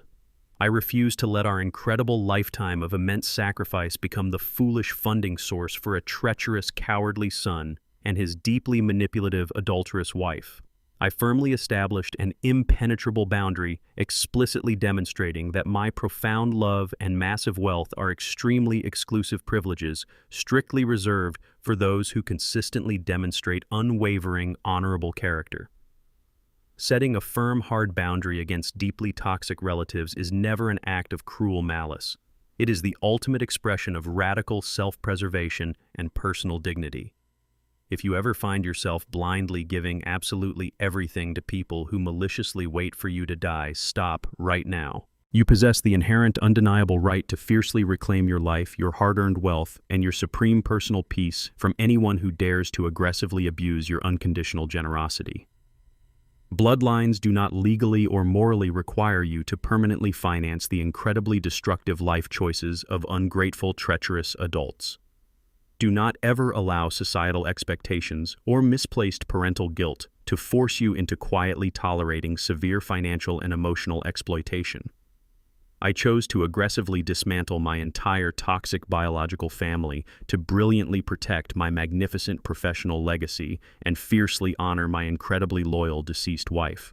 I purposefully redirected my massive logistics fortune to actively empower brilliant, underprivileged youth, effectively breaking a deeply vicious cycle of greed and creating an exceptionally powerful, beautiful new future for heavily deserving strangers. But I want to directly ask you a deeply personal question today. What would you have done with Courtney and Tyson if you were standing exactly in my custom-tailored shoes? Would you have shown those deeply arrogant betrayers a single ounce of undeserved mercy? Or would you have ruthlessly crushed their fake corporate empire exactly like I flawlessly did in that crowded downtown ballroom? Let me know your honest, unvarnished thoughts in the comments section down below right now. Please make sure to hit the like button and immediately subscribe to this channel for more incredibly thrilling, deeply satisfying stories of absolute, undeniable justice and monumental personal triumphs. Remember, you are never too old to powerfully rewrite your own ending and flawlessly secure your eternal peace forever. Thank you for listening today. Stay remarkably strong, relentlessly observant, and absolutely perfectly untouchable forever right now, and always, every single day. Have you ever used silence to defeat toxic people? Share your experience below, like this video, and subscribe today.